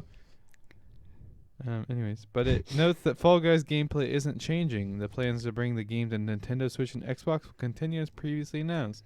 See, I feel like... Oh, we'll finish it. No, Beyond the shared vision Beyond the shared vision... Can I read it, or are you going to say beyond every time? Beyond. I'm going to say every time you can read it. The shared vision among our teams, we see tremendous potential in combining the forces with Epic, says Paul Croft, Tonic Games Group's co-founder and chief games officer. According to Epic's blog post, quote, whether it's about time making our own games the best they can be or empowering our...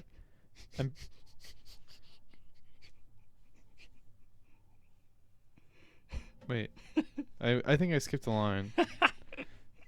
Whether it's about making our own games the best they can be or empowering other game developers to take the content from a kernel of an idea to a commercial success, we know that together we will be able to reach the great heights. While Fall Guys is a headline act, Tonic Games Group is an umbrella organization encompassing multiple studios, including other small companies like the Irregular Corporation, a publisher of indie titles like PC Building Simulator and Touch Type Tale and Fortitude. And what the hell? How many ands do they have in the sentence? So this is all one sentence. While Fall Guys is the headline act, all one sentence. Tonic Games Group is an umbrella organization encompassing multiple studios, including other small companies like the Irregular Corporation, a publisher of indie titles. There's like 6 apostrophes and 3 dashes and whatever the dash is. See, I don't edit any of this stuff. All I do is copy and paste, and then... I know, but whoever comes up with this paragraph for a sentence, they need to learn how to write. I could be a writer for these people. It's just terrible. Or an editor at least. But anyways, they're a subsidiary company of a bunch of other companies, and they make a bunch of indie games. and a UK studio that has not yet announced its first project. Fall Guys seemed like one of those games that was like a one-hit wonders. Like it was in for a week and then I haven't heard anything about it. But I know you say like, "Oh, I still play it. It's fun." But No, it's I like, actually said I haven't played for a while, but I would. I think it'd still be fun. But why? Why is it? Why is it a game that's like in out? because people are too reactionary and want to jump on hot while it's hot, and then they overplay it and they're like, "This game sucks." And, well, you just played way too much of it, and any game's gonna get boring if you fucking put that much energy into it and get that drain with it. That's why I play it here and there, and haven't played it for a while, but I should and enjoy it. But no, it definitely came and went as far as the peak. It obviously is still popular, Yeah. but yeah, not like it was. It's like one of those cheerleaders that peaked in high school and is going downhill from here, you know? I was just thinking that. Were you? Nope. Oh. I think this is a weird purchase because, yeah, it don't seem like they're at their peak. I think they're obviously a creative studio just makes something like Fall Guys out of nowhere. But I don't know if that creativity happens again or if it's kind of just like they struck lightning and then they're done for. But Epic is obviously a very smart company, so they must know something. I mean, Or I'm sure they didn't spend that much on them. They're a pretty small studio. And, you I know, don't know. they're rolling in the dough. yeah, that's the other thing. Epic's rolling in the dough, so they could be like, we can overpay for you so nobody else gets you. And we're not, it's a drop a dime for us. Maybe. I don't know. And then the creators of Fall Guy had to get a lot of money between that and that game being on PlayStation Plus. Could you get money from that as well? Yeah. I mean, personally, I'm not a huge fan of big companies buying out a bunch of small companies and making them one big company. Just feel like it kind of stifles innovation. You know, they want to play it safe because now they're more financially invested in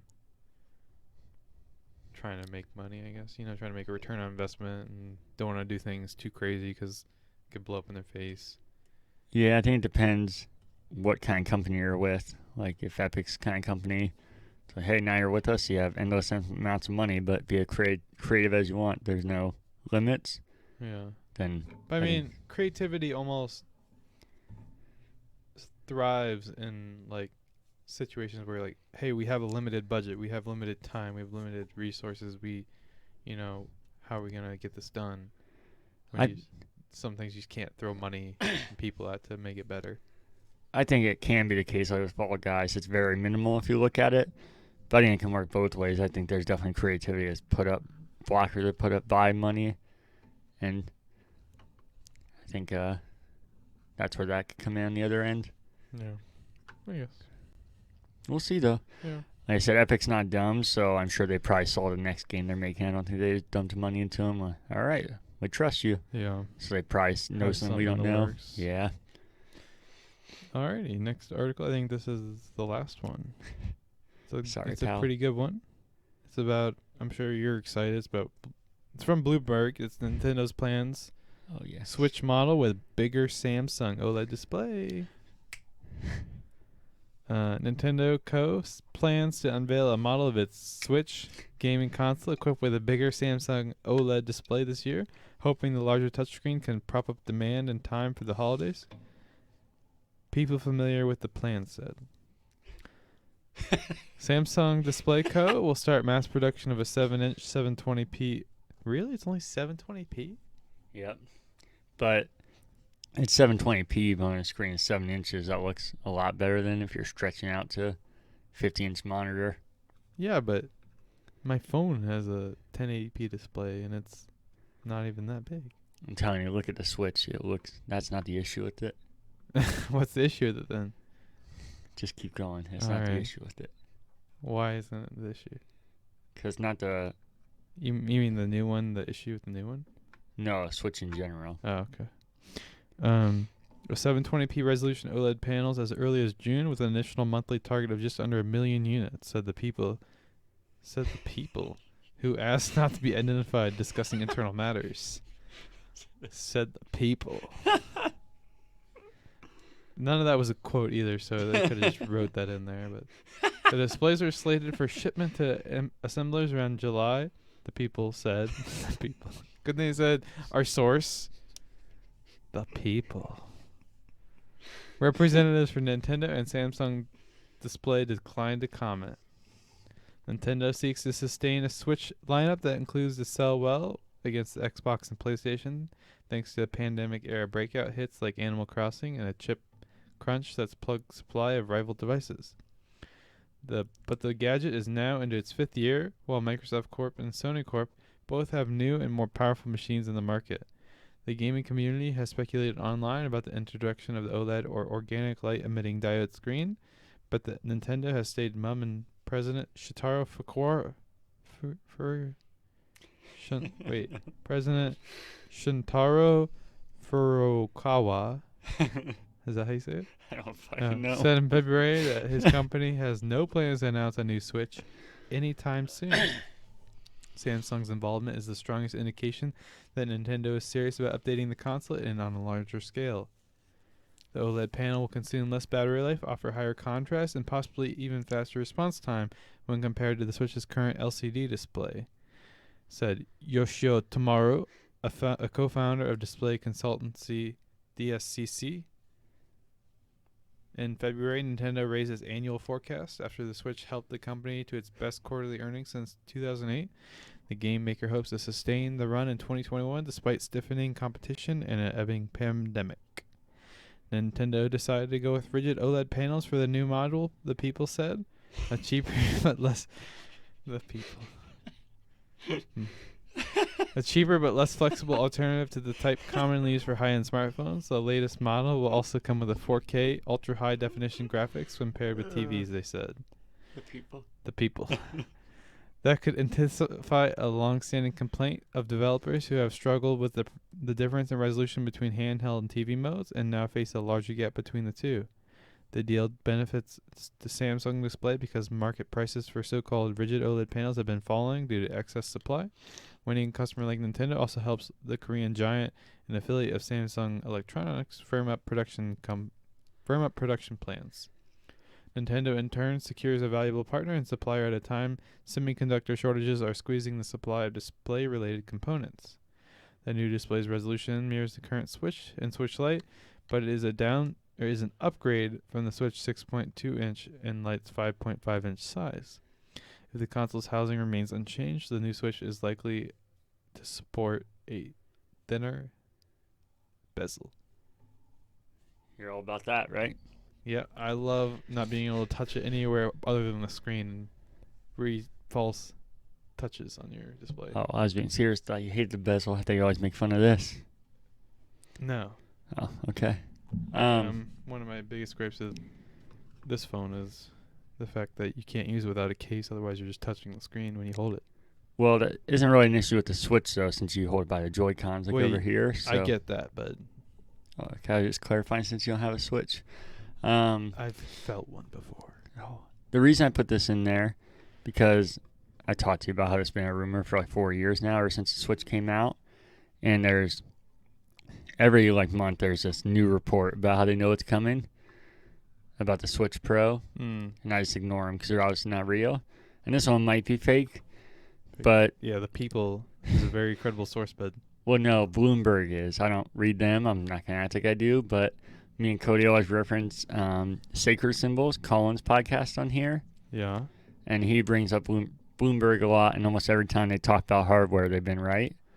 So that's the reason. When you speak to people like the people, they're bound to be right.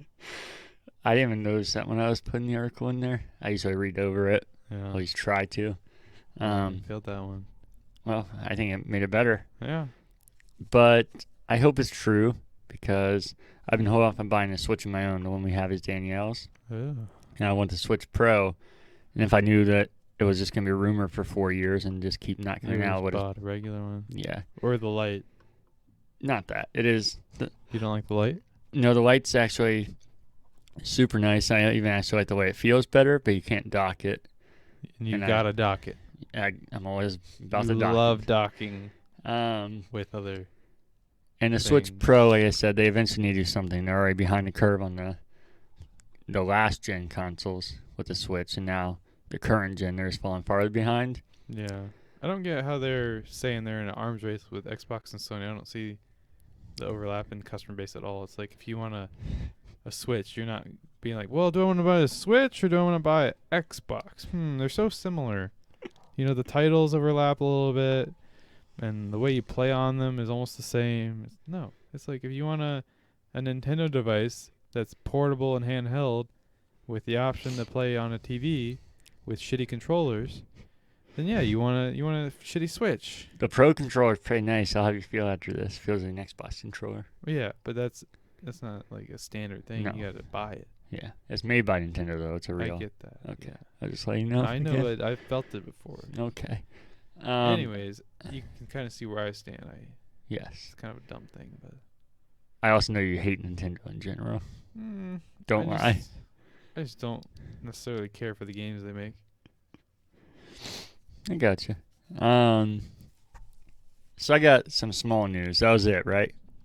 Yeah, that was it. Okay, so we'll start.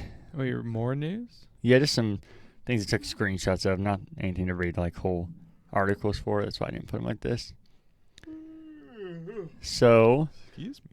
Shut the hell up. The first one is not gaming related, but we've talked about it here before. Otherworld, the fantastic interactive art display here in Central Ohio. They announced that they bought the building next to them, and they're going to break down the wall and have another 26,000 square feet and build a, well, here, I'll read it. That means more artists, more rooms to explore, and an art tech-infused 2,000-person music venue. And the concert me and Cody went to, and Pete and Renee that went there, it was fucking nuts. So I can't imagine what that's going to be like. But also 26. You went to a concert there? We did. Where was the concert at? Do you know that main weird area where there's a tree? Yeah, it was there. Oh. It was quite the experience. Was this pre-COVID? Yeah. I think part of what made it cool was actually how intimate it was, though. So having it open to a 2,000 could kind of kill that. But I feel like they're going to do some crazy shit with it. Who did you see? We saw Dan Deacon, I think it was his name. Cody loved him. He was cool. Deacon, that sounds familiar. But you would have hated it. I was going to say you would have loved it, but you would have fucking hated it. People were all over each other. I'll tell you about it after this. It was an event. Okay. But I'm excited for this. Alrighty. Are you not? 26,000 square feet more? Well, maybe when COVID's gone. Oh, shut up. Shut up. Sorry, I and don't a 2,000 from and a 2,000 person music venue. Get a cool Twin Pilots small concert in there with all their tech and art infused tech, as they say. I miss Twin Pilots. It'd be beautiful. I can't wait for some new Twin Pilots music. Speaking of them, the next one. Did you hear the rumors that they're working on something that's coming out sooner than expected? No, but I mean, isn't it past sooner than expected at this point? Well, I was thinking like another 5 years. So Oh. Seems like they do something like every 10 years or so. I think it's usually like every 3 years, seems like. Well, it's not soon enough. I wish they were like Taylor Swift, where she's like pumping out a new song every day, it seems like. I'll pump it out. But I said a couple months ago on here how I thought by the end of March you'd be able to find the new Xbox and the new PlayStations. Mm-hmm. At least start to find them regularly. It's gonna happen. No, but we're getting there. So I don't think I'm going to be quite on. But more and more they're popping up. They're selling out pretty fast. But they're almost every day popping up now for a certain amount of hours that you can buy them online. No, I follow along though. And we're just at the beginning of March, so I think it's obviously getting to the point where when they keep putting them up and they're selling out, that means it's obviously going to happen for a while. You have all the scalpers that want it because they know other people want it, and then you actually have the genuine people trying to get it. So until they can regularly be there, that's just going to keep happening because scalpers are going to know that there's a market for it. Yep. That's why you shouldn't pay more than market value for it. But our friend Carrot, he he might still have it, an Xbox Series X. He got one ordered. I had a PS5 in my cart. I was actually able to order it. Mm-hmm. I put 2 Series X's in my cart at different times, so it's So you could have bought one if you wanted one. Yeah, so it's getting there. I don't think I'm gonna be dead on Well, it was never like a hard thing anyways, but Oh, she's some hard. I thought by the end of March it was possible, and I don't think it's going to be the case, but seems like we're making progress and maybe get there. Yeah. I'm curious if the semiconductor shortage is affecting them much. Yeah, Joe Biden's investigating, didn't you hear? Yeah, I heard. I think it's weird how much games media is reporting that, like, he's trying to save video games, like he really gives two shits about. No, I think it's more the fact that our entire civilization depends on electronics now. So it's like, hey, what could be considered our biggest threat, China, and has, this huge hold over us. They could just, and they have before, just shut off our supply of these things that we need to, make the things that we kill people with. And it's like, No, kind of important we figure out a game plan here of, cutting them out of the loop if we need to. no, I agree it's important, and it obviously is covering way more media than video games. That's why I think it's weird that video game media, if you look at all the headlines, are reporting how Joe Biden is trying to fix the video game shortage. Like, do you think that's even crossed his fucking mind? I think in general, most video game outlets and video gamers in general are younger, and most younger people are Democratic leaning, and I think they're just like trying to suck his dick for any reason possible. Yeah. So Bingo. Did you watch the Pokemon Day presentation with Post Malone virtual concert headlining it? No.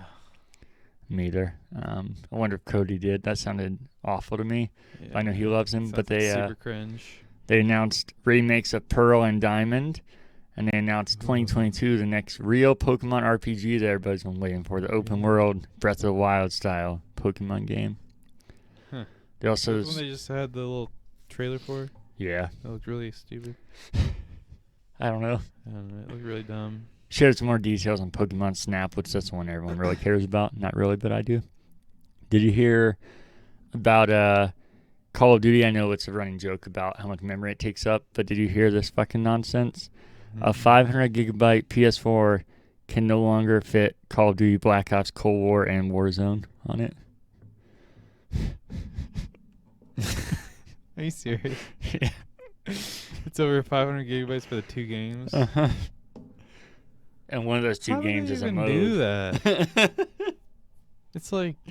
And Warzone, or Cold War, I said a campaign is like 4.5 hours long. So you have a 4.5 hour campaign. Jesus.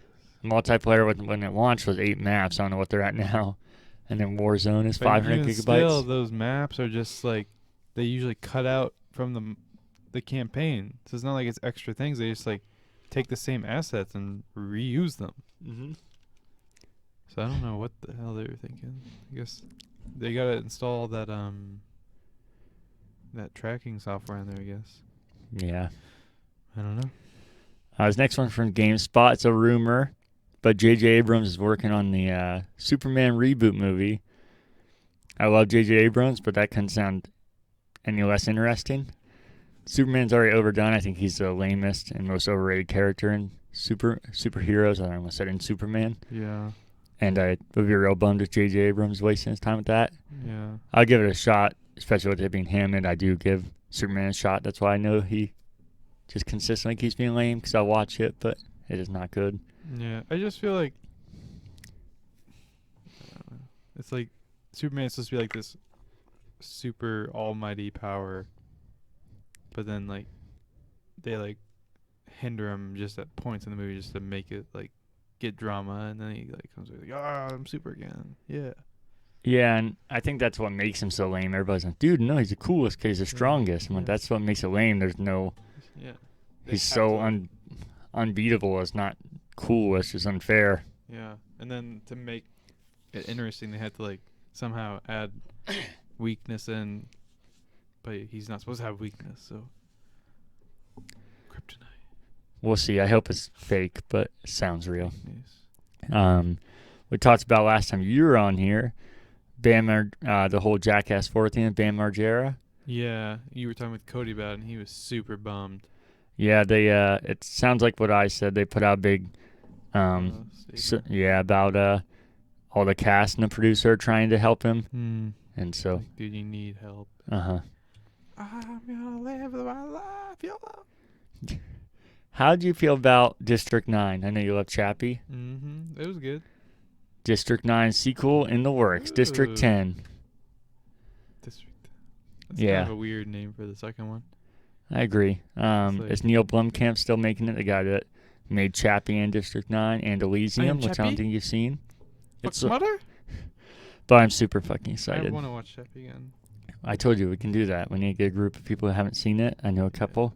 And do that. The problem is I won't wait and I'll watch it. And then you'll be like, all right, we're going to watch it. I'm like, I just watched it. But A Quiet Place 2. Finally, a release date that moved up instead of backwards like it has been lately. They delayed it originally to September 17th and moved up to May 28th. So we are not far away from A Quiet Place 2. Which one's that? That's John Krasinski from The Office. Yeah. I never saw the first one. It's fucking awesome. I heard good things about it. I just never saw it.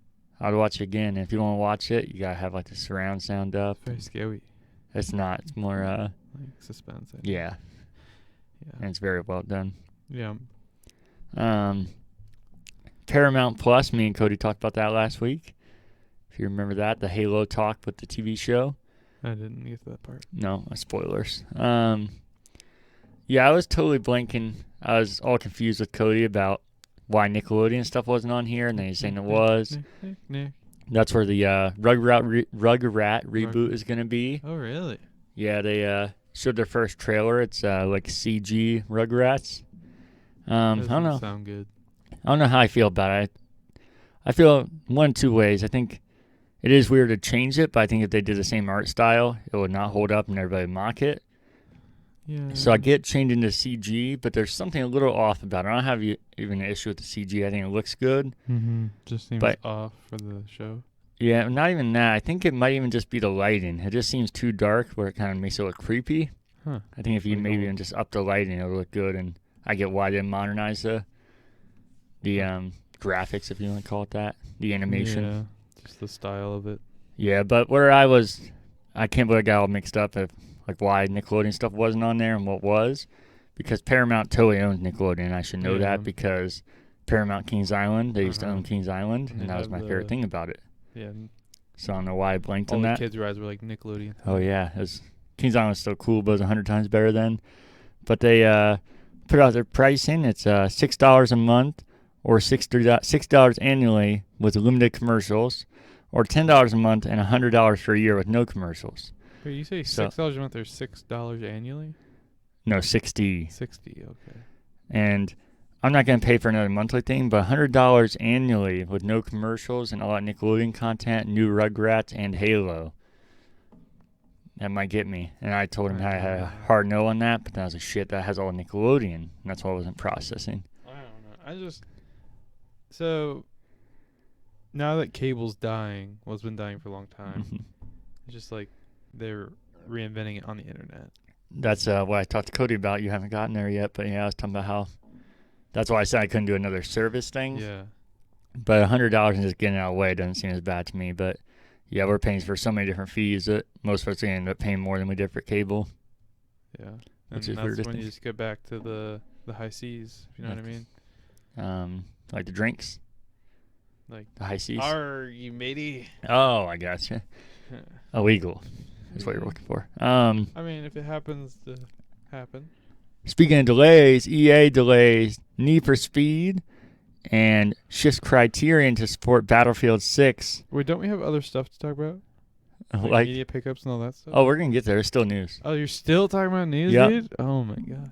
But how long DICE will return to, or Criterion Games back to working with DICE will return to Racing Series in 2022. And then GameSpot, Microsoft is testing 1080p, your precious 1080p, on xCloud streams, up from 720p.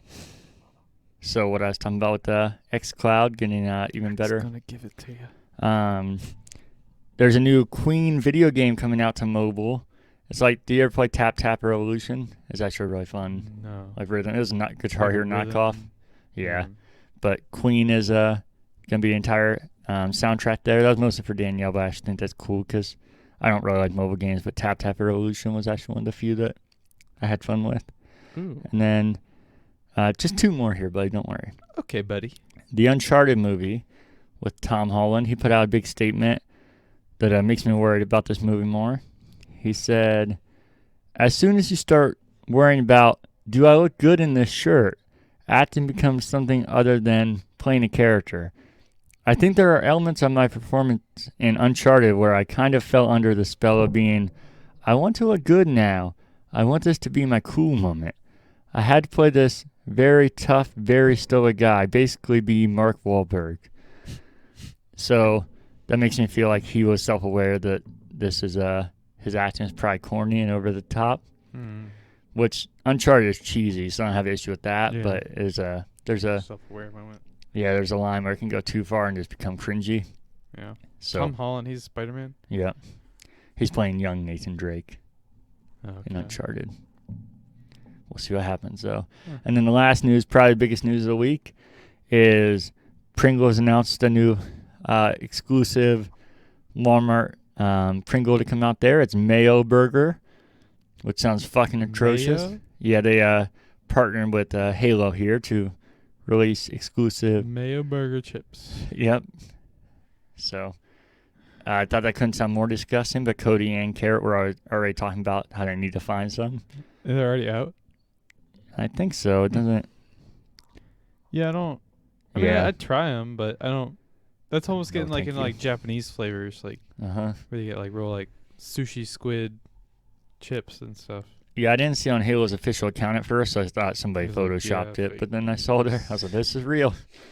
That's funny. But that's the end of the news, buddy. There's just a few articles there. Just a few, like 20 more. So now we do move on to media pickups. I do not have any this week. Do you? I do not either. This is where Cody, I mean, he's Yeah, going to be Cody fucking like- backlog. Speaking of He'd be like, backlog. I mean, he's the media guy. He likes physical stuff. Oh, I'm not mocking him. I'm just saying has been on here for a little bit, so I know he's going to be fucking filled with stuff. He was just here like a week and a half ago. Do you know how much stuff he gets in a week and a half? I swear he's gonna have to buy a bigger. Well, actually, they're looking at buying another house, and I'm pretty sure Making pretty good money. Yeah, making pretty good money. Looking for a big place.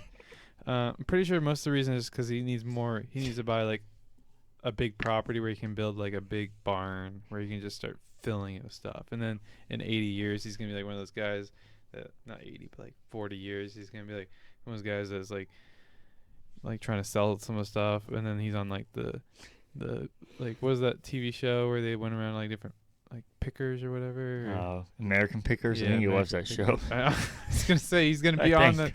in 40 years. He's gonna be on that show, whatever it's gonna be called then, and it's gonna be like some young whippersnappers running through his stuff, and he's gonna be like, "Oh, that I picked up at a pawn shop down in Tennessee," and then he just go on and on about this little piece of trash that he picked up for whatever reason, and I then, hate you. and they're like, "Oh, we want to buy that. We'll give you $5.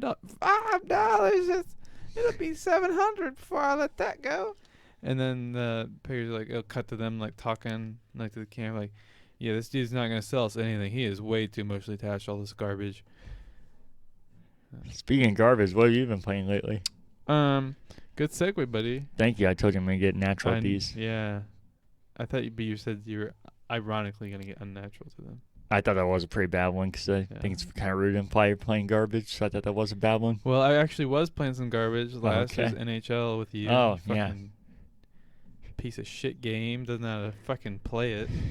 Too fucking complicated. You gotta.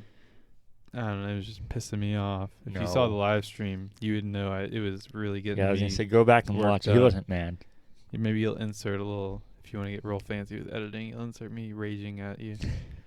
That would seem like a lot of work, but that's why we need to hire an editor so we can cut stuff in. No, I don't know how to edit Oh, video. I okay. can do photos, but not video.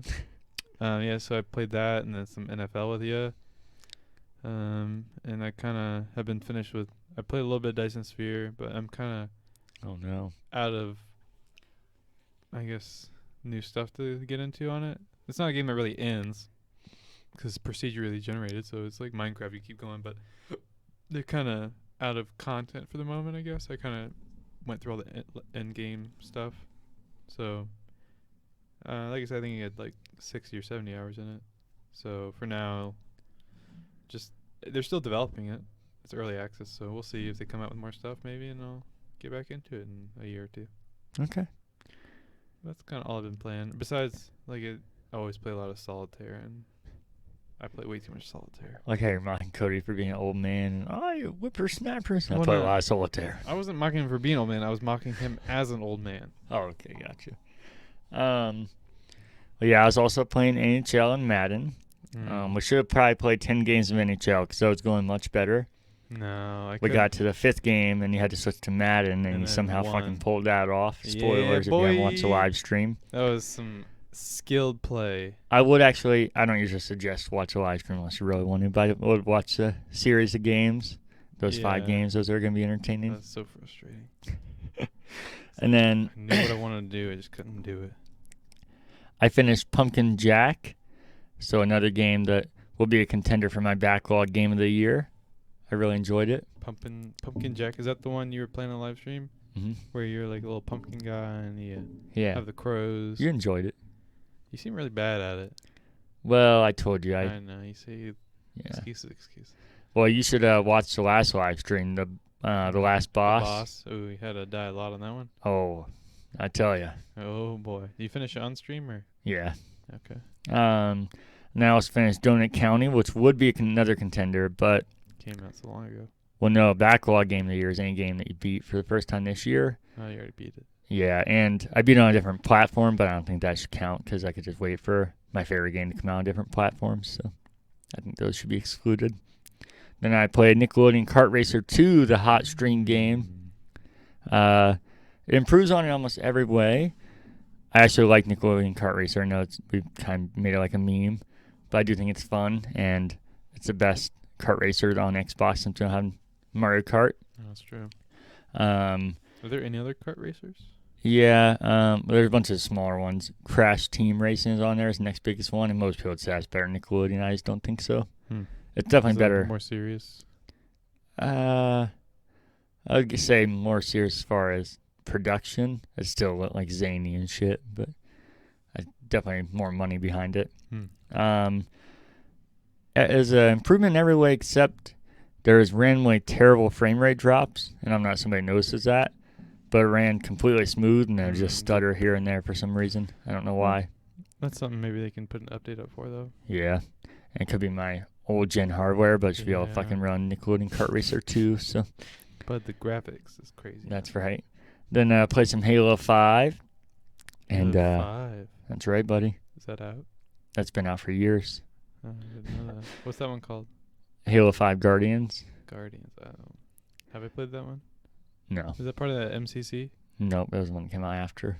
The only one that's not attached to it.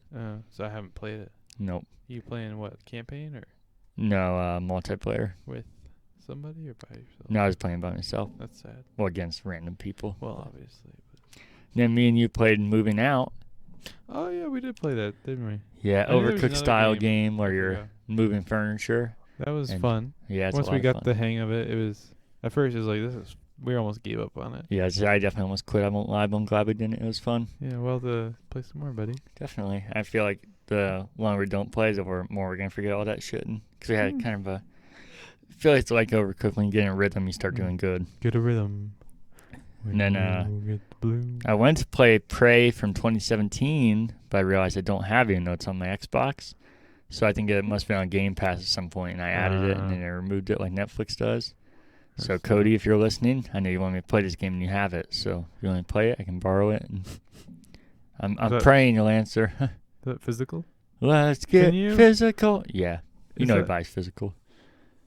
Is that something you can do Yeah, you can actually... with digital?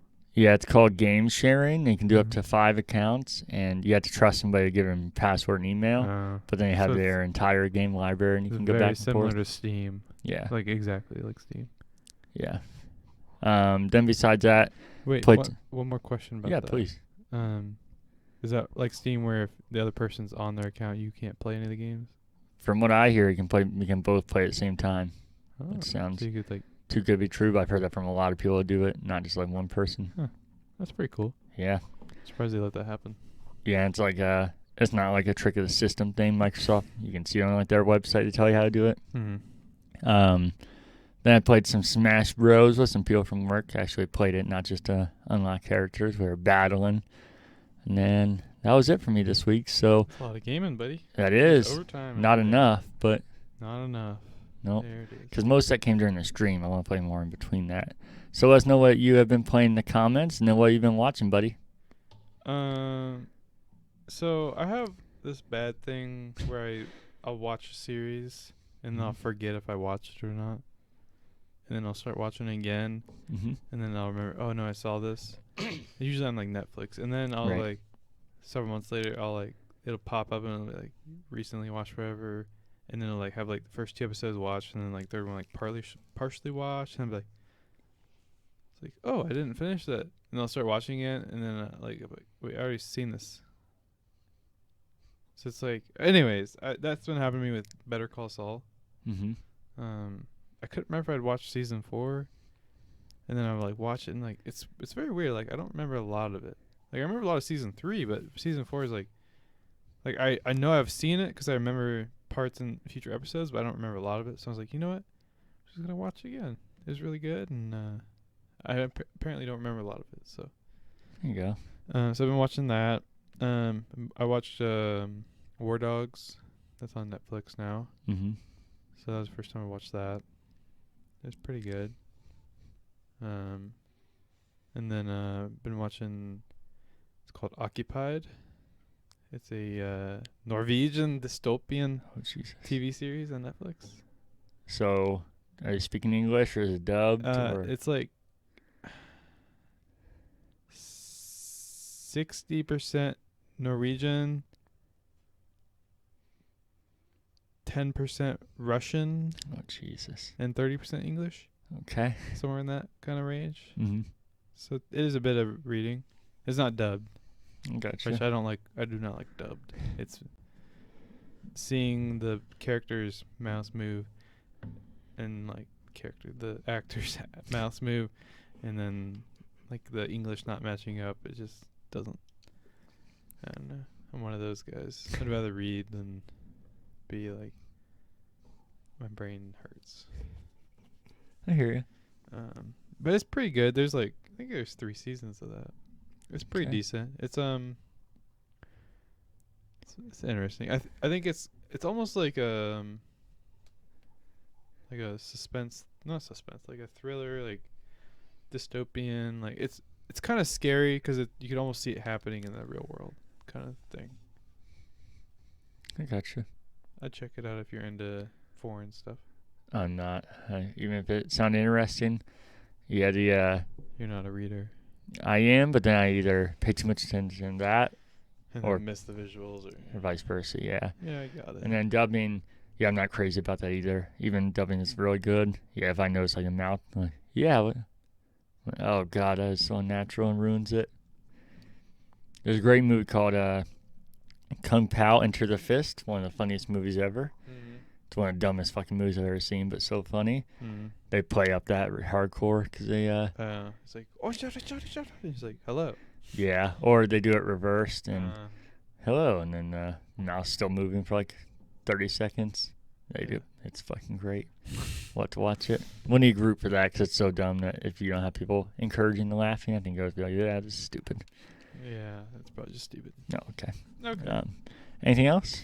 No, that's about it. Besides a bunch of YouTube, like usual. But I I gotcha. won't get into all that because I don't remember most of it.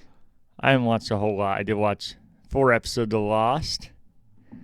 We are getting closer and closer to the end. Like, what are you doing after that one? I got some in mind. We're trying to figure out. So it's the secret.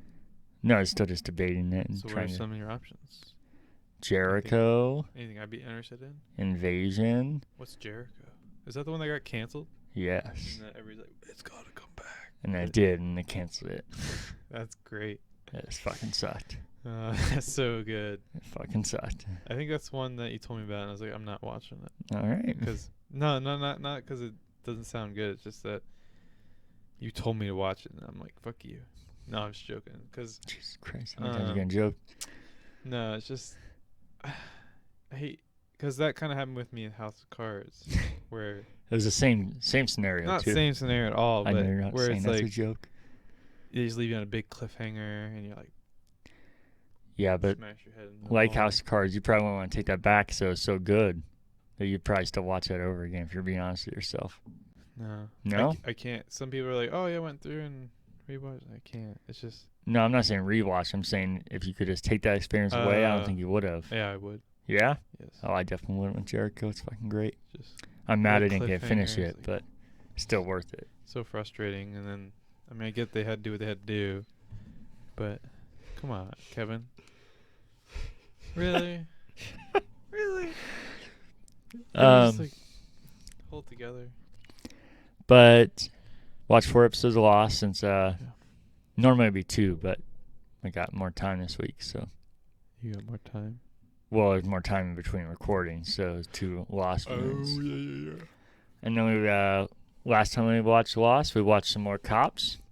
Cops. Yeah. Remember when you used to love that for like 2 months there? No, I mean I know what Cops is, but I don't. What you guys were watching that at Lost? After it, we usually hang out for a bit, and 2 times now we turn Cops on, and it's been a good time. Watching Cops frustrates me because of how stupid people are. That's what makes it so good, though. I mean, it's good, but it's like I saw one where this woman was pulled over, and she's clearly like a meth user, Mhm. but there was like no probable cause to search the vehicle, and the cops were just like being real nice. They're like, "Hey, you mind if we search your car?" And she's like, "Well, I don't know." She's like, "Oh, I mean, if you don't gotta hide anything, we can just search the car, right?" She's like, "Oh, I don't. I'm not hiding anything. Go ahead and search it." And then she's got like all these drugs and paraphernalia in it. And I was like, "You're so dumb." They literally said like, if you didn't want them to search it, they were just gonna let you go. And she's like talked herself into jail time. It's Yeah. just, like makes you want to. The best one is the one I think I showed you, the one I clipped out and put on my YouTube unlisted so I could show you guys. Yeah. That's my favorite. We had Cops is Hairdresser. something. It's always a good show, but there's some real highs that if you're not getting those, you're kind of like But when the highs hit, they hit. Like we're kind of these episodes are kind of mediocre so far. But then we got this gym where they pulled up and this kid looked like Justin Bieber came out. He's like, all right, so what happened tonight? And he's they say he's 21. And, all right, so basically here's what happened. And he looked like somebody like a generic YouTube video. Is this the one with the 2 drunk college kids? No. Younger? Oh, okay. No, he's so I live with my mom, right? And then I live with her boyfriend Rick. And so Rick, he hates me, man. I don't know what it is, but he doesn't like me. So he comes at me, he gets out of a chair, he throws one fist, and I do one of these, and I dodge it. What the fuck? Why are you acting like this? And but I do it real quick, right? So he doesn't hit me. And then but then he takes another swing. He gets me on that one. And then they have Rick come out. Hey, Rick, could we talk to you for a second? And he's this really overweight white trash guy. His shirt's falling apart. Is it a trailer park? It's always a trailer park. No, what's a Mhm. pretty small rundown house, though. Oh. And, yeah, what's up? So we got a report that you hit her son. No, I didn't. Here's what happened. I was in the chair, and he started yelling at me. So I stood up to intimidate him. I won't lie. But all I did was stand up. All right, but why is there marks on his face, and why did he have marks on his arm then? I can't tell you how those got there. He hit me, though. I know that. Yeah, so he hit you. Yeah, that's all that happened. And then You didn't hit him back. then I talked to mom, and she verifies what happened. Yeah. All right, Rick, here's what's going to happen. And they start putting the handcuffs on him and explain why he's getting arrested. Whoa, why am I getting arrested? Rick, everything from our investigation, it definitely is going against you here. All right, well, I'll be honest here.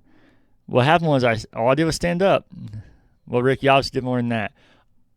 Well, I had bad balance. So when I stood up, I did fall into him. And I left a mark on him. I fall pretty hard. I got bad balance. And then, all right, Rick, well, and then they're trying to like shove him in the car because he's like trying to talk to him still. Yeah. I got bad balance. I've had my whole life. Bad balance. fell in a couple of his face and his arm. But Then besides the Lost in Cops, me and Daniel have been working our way through WandaVision. We're at episode 3. This sounds is like Oprah Winfrey show still, but this is apparently it is turning here because it was black and white the first 2 episodes. Spoilers. Well, And it's a new show. They yeah, did 2 whole episodes in black and white. I don't want to spoil anything more than that. I don't know if It it's reminds even- me of when I think I brought the story up before about Casino Royale. Yeah. And it starts in black and white, and we went to the theater to watch it. And I asked my dad. I was kind of younger at this point and really gullible, so I was like, "Dad, is this whole movie in black and white?" Like, yeah. I was like, "What? Why are we watching a black and white movie? It's like 2000." He got you good. Yeah. It wasn't actually. It was later than that because I would have been 4. Yeah. I don't think I was watching that kind of stuff. Speaking of which, I should not have seen that movie at whatever age that was. I was too young. Well, I want to see when that came out because that was the one with the let me see, Casino, 2006. So I would have been 10. That's okay. Too young. No. Do you remember the scene where he's butt ass naked and they got him in a wicker chair with the bottom busted out and they I don't think you see anything though. You see stuff. I think it's And PG-13, so I think you can. I don't know. I feel like you see stuff. But anyways, they have what is like some sort of spiky ball or something, and they're like whipping his ball sack. I think you were just watching torture porn. No. This definitely is a thing, right? Yeah. I feel like it's a thing. What's Just it rated? look up the scene on Pornhub. You'll find it. Casino Royale. Maybe not even on Pornhub. You might have to go to the dark web to find that. Torture scene. Oh, it came out. Yeah, Is he's it? naked in it. And they're whacking his ball sack with spikes. I don't want to play it and get you copyright strike, but I'll show you after, I guess. Okay. It's definitely it though. But we got to episode 3 of WandaVision. This is where everything starts transferring over. Everybody said it gets real crazy after this. Yeah, So real crazy. we'll see next week if we watch more. Oh, And then, you didn't want to watch any more? I mean, I did. There's only so much time in each day. And then Stay up late? I watched Lord of the Rings, the 3rd movie, Return of the King. This is definitely the one me and Cody talked a couple weeks ago about how I said the Two Towers felt like it just wouldn't end and had like 6 endings in one movie. And he's like, really? Because I felt that way about Return of the King. This is definitely the one I was thinking of. So Yeah. I'm with you, Cody. It's a great movie, though. That's not a diss against it. Just doesn't know when to end. yeah, and just not even that it doesn't know when to end. It feels like they ended it 6 times. So like they could have just stopped. Not like, okay, end already. It's Yeah, just they're like you had good endings. Like, oh, it ended, and they're like, well, we still have a lot of budget left. Let's film some more. Lord of the Rings is still a fantastic trilogy. I think it's super impressive. Some of it is definitely dated already with when they're using non-practical effects, and I'm not a CG snob, but some of it looks pretty bad already, which is sad. And then there's some things, some I noticed when I was younger watching it. Some are worse now. Like Frodo and Sam definitely have to be a couple, and I don't know why nobody acknowledges it. If they're not a couple, Sam definitely loves Frodo, and Frodo is friend-zoned her. well, no, he's just a tease. So I mean, I guess, but he's also leading him on. Frodo the dwarf. No, they're both hobbits. Hobbits. Yes. Same difference. Well, no, there is dwarfs in the movie. So, Anyways, back to Oh, Casino Royale. I found a little, so we don't have to watch the thing. I'll read it. It says, the type of torture that was used in that scene is called Dutch scratching, a technique for inflicting pain more than killing over a naked male subject who is strapped to a seatless chair where his hands are tied behind the chair's backrest and his thighs or legs are tied to the legs of the chair. anyways, back to Lord of the Rings. Yeah. Just doing what you did. The scene that was most glaring was one of the 6 endings that they had when Frodo's laying on a bed and all the hobbits come in slow motion and start jumping on the bed with him. And then he's like, Sam! And Sam comes in, and this whole time slow motion. Sounds like a South Park character. And they're all like smiling and laughing. This is so fucking cringy. How did they let this fly? And then there actually is one more scene. Have you ever seen the fantastic scenes that people make on YouTube with Star Wars, but they take out all the music? So it's like they're walking down this really long hallway, and it sounds so badass, but then they take out music. Yeah, and it's like footsteps. Yeah. Like, on an empty hallway. But Lord of the Rings has one of those, but it's actually in the movie. Uh-huh. And I was like, I started laughing in the theater. I was like, this is fucking, how they not like, oh, maybe we should add, like, some badass music. Yeah, it was so awkward. They walked down for so long. But the trilogy still is overall impressive. There's some nitpicky things. So let us know what you guys have been watching in the comments, and we can get to the free games on Xbox. I don't know if you heard of this game. It's a great name. You have Warface Breakout till March 31st. It's a fucking terrible name. Xbox 360, you have Metal Slug 3 till March 15th. Xbox One, you have Dendara Trials of Fear Edition till March 15th. PlayStation Plus, you have Final Fantasy VII Remake, Remnant from the Ashes, and Farpoint VR till April 5th, I believe. I didn't put that date on here, awkward. And on PS5, you have Destruction All-Stars and Maquette till April 5th. And then that would take us to Fake Outrage. Fake Outrage. Alrighty. You got it? Not really. Oh, I didn't think so. I was like, really? I did. I kind of forgot about something I want to talk about, a story. Okay. So keep them waiting, I guess, for the end. It's like Return of the King right now. Yeah. I was I was in Giant Eagle today, and they had like this in-store message playing, talking about it's like, in this next track we're gonna play for you is sponsoring a female artist that's had a big impact on the music industry, and it really just got me going with how much female artists don't get enough attention for how much they've done in the industry, and what? I hear you. I get it. So I'm holding your hand. And they don't get enough recognition for how good they are, and so I'm really glad that Giant Eagle played that message, and it really spoke to me. And I think there needs to be more awareness about how impactful women are, and not even just the music industry, but in our lives in general. They yeah, it's just outrageous that we don't do more for women.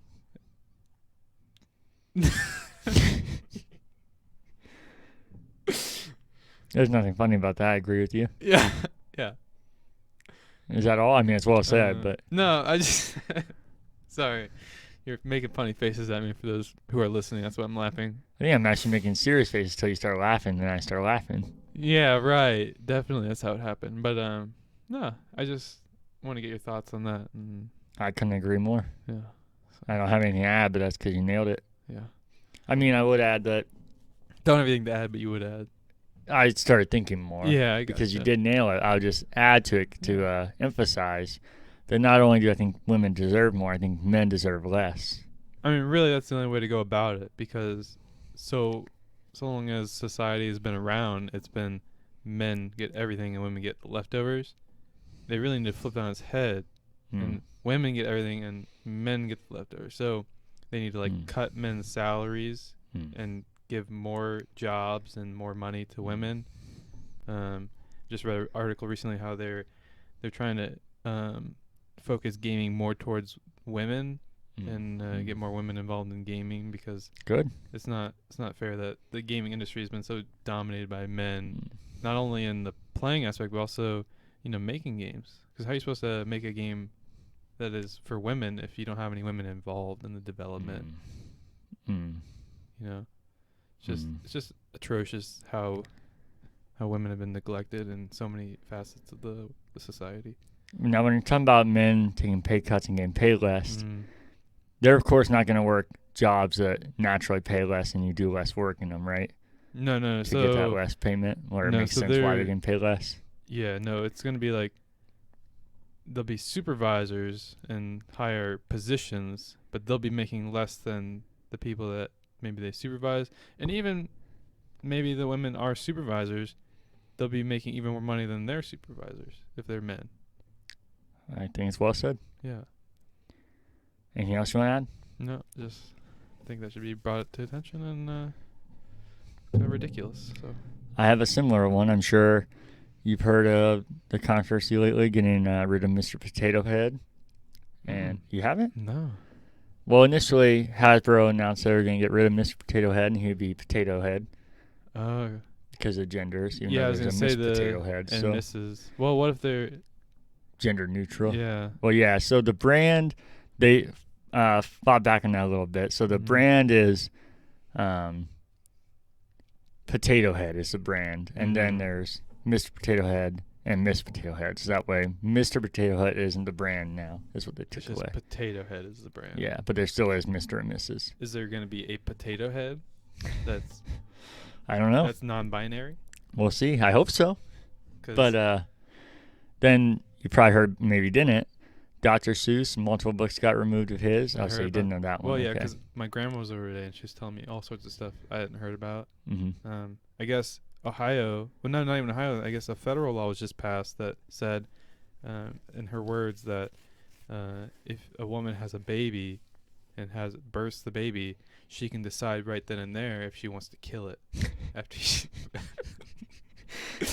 And I said, Oh, come here, honey. I was trying to confirm that's what she heard and that it was true, and she said that it was, and that Biden made it a law, along with many other things I haven't heard about. I guess our senator was it Paul? No, what's our senator's name? Sherrod Brown? He's one of them, yeah. Which one's the Republican? Robert Portman? Yeah, Robert Portman. I guess he was heroically arguing against it, but unfortunately got beat out because Democrats. But yeah, so now I guess if you don't want kids, you can just go to the hospital, birth them, and they'll kill them for you. Free cost. Actually, it's not free. It's free cost for you, but they charge the Republicans directly. Freedom isn't free. That's right. Costs folks like you and me. And then Disney announced recently they're taking the heroic act and stance of removing Aristocats, Peter Pan, and Dumbo off of Disney Plus for the kids accounts. That's moved off of there. Adults can watch it, but kids can't. Yeah, because it's too controversial for yeah, children to understand. there's racist things in there, and it teaches kids that that's okay, even though any normal kid, of course, doesn't see race. So if anything, it makes more sense. Not that you should take it away from anything, but you take it away from adults, if anything, because kids don't see racism. But I appreciate them doing that, and I think it's a noble stance to take. Yeah. But so where my issue comes in, because I think all that is well and good, and far overdue, really. Yeah.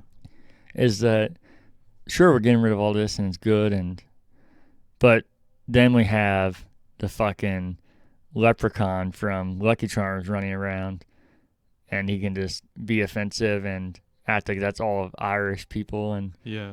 I just don't know how that's okay when we're realizing finally, after all these decades of racism and sexism with Mr. Potato Head What about nationalism? and Peter Pan. That's a big issue that needs to be tackled. Yeah, and Dumbo. I mean, we're making real progress that I think has really stalled this country for decades and decades. So I'm just so emotional. I know, Yeah. man. It happens. So I like the steps we're taking, but if we're going to do that, I mean, you can't fucking pussyfoot with it, as the kids That's say. true. You can't have this leprechaun running around Yeah, it's mocking. like, where do you draw the line? I'll tell you where you draw it. You get rid of all of it. That's right. All right. All right. Well, I'm glad we got that off our chests. Some of the outrage. So. As always, you can follow us on Instagram, Twitter, and Facebook at currentbacklog. And you can email any corrections, questions, or feedback to currentbackloggers@gmail.com. All right. Good job. You got anything to say on your third show here? Nope. You're No, this is my fourth. Your fourth? Maybe. I don't know. All right. Well, clap it out then. 1, 2, 3. I love you.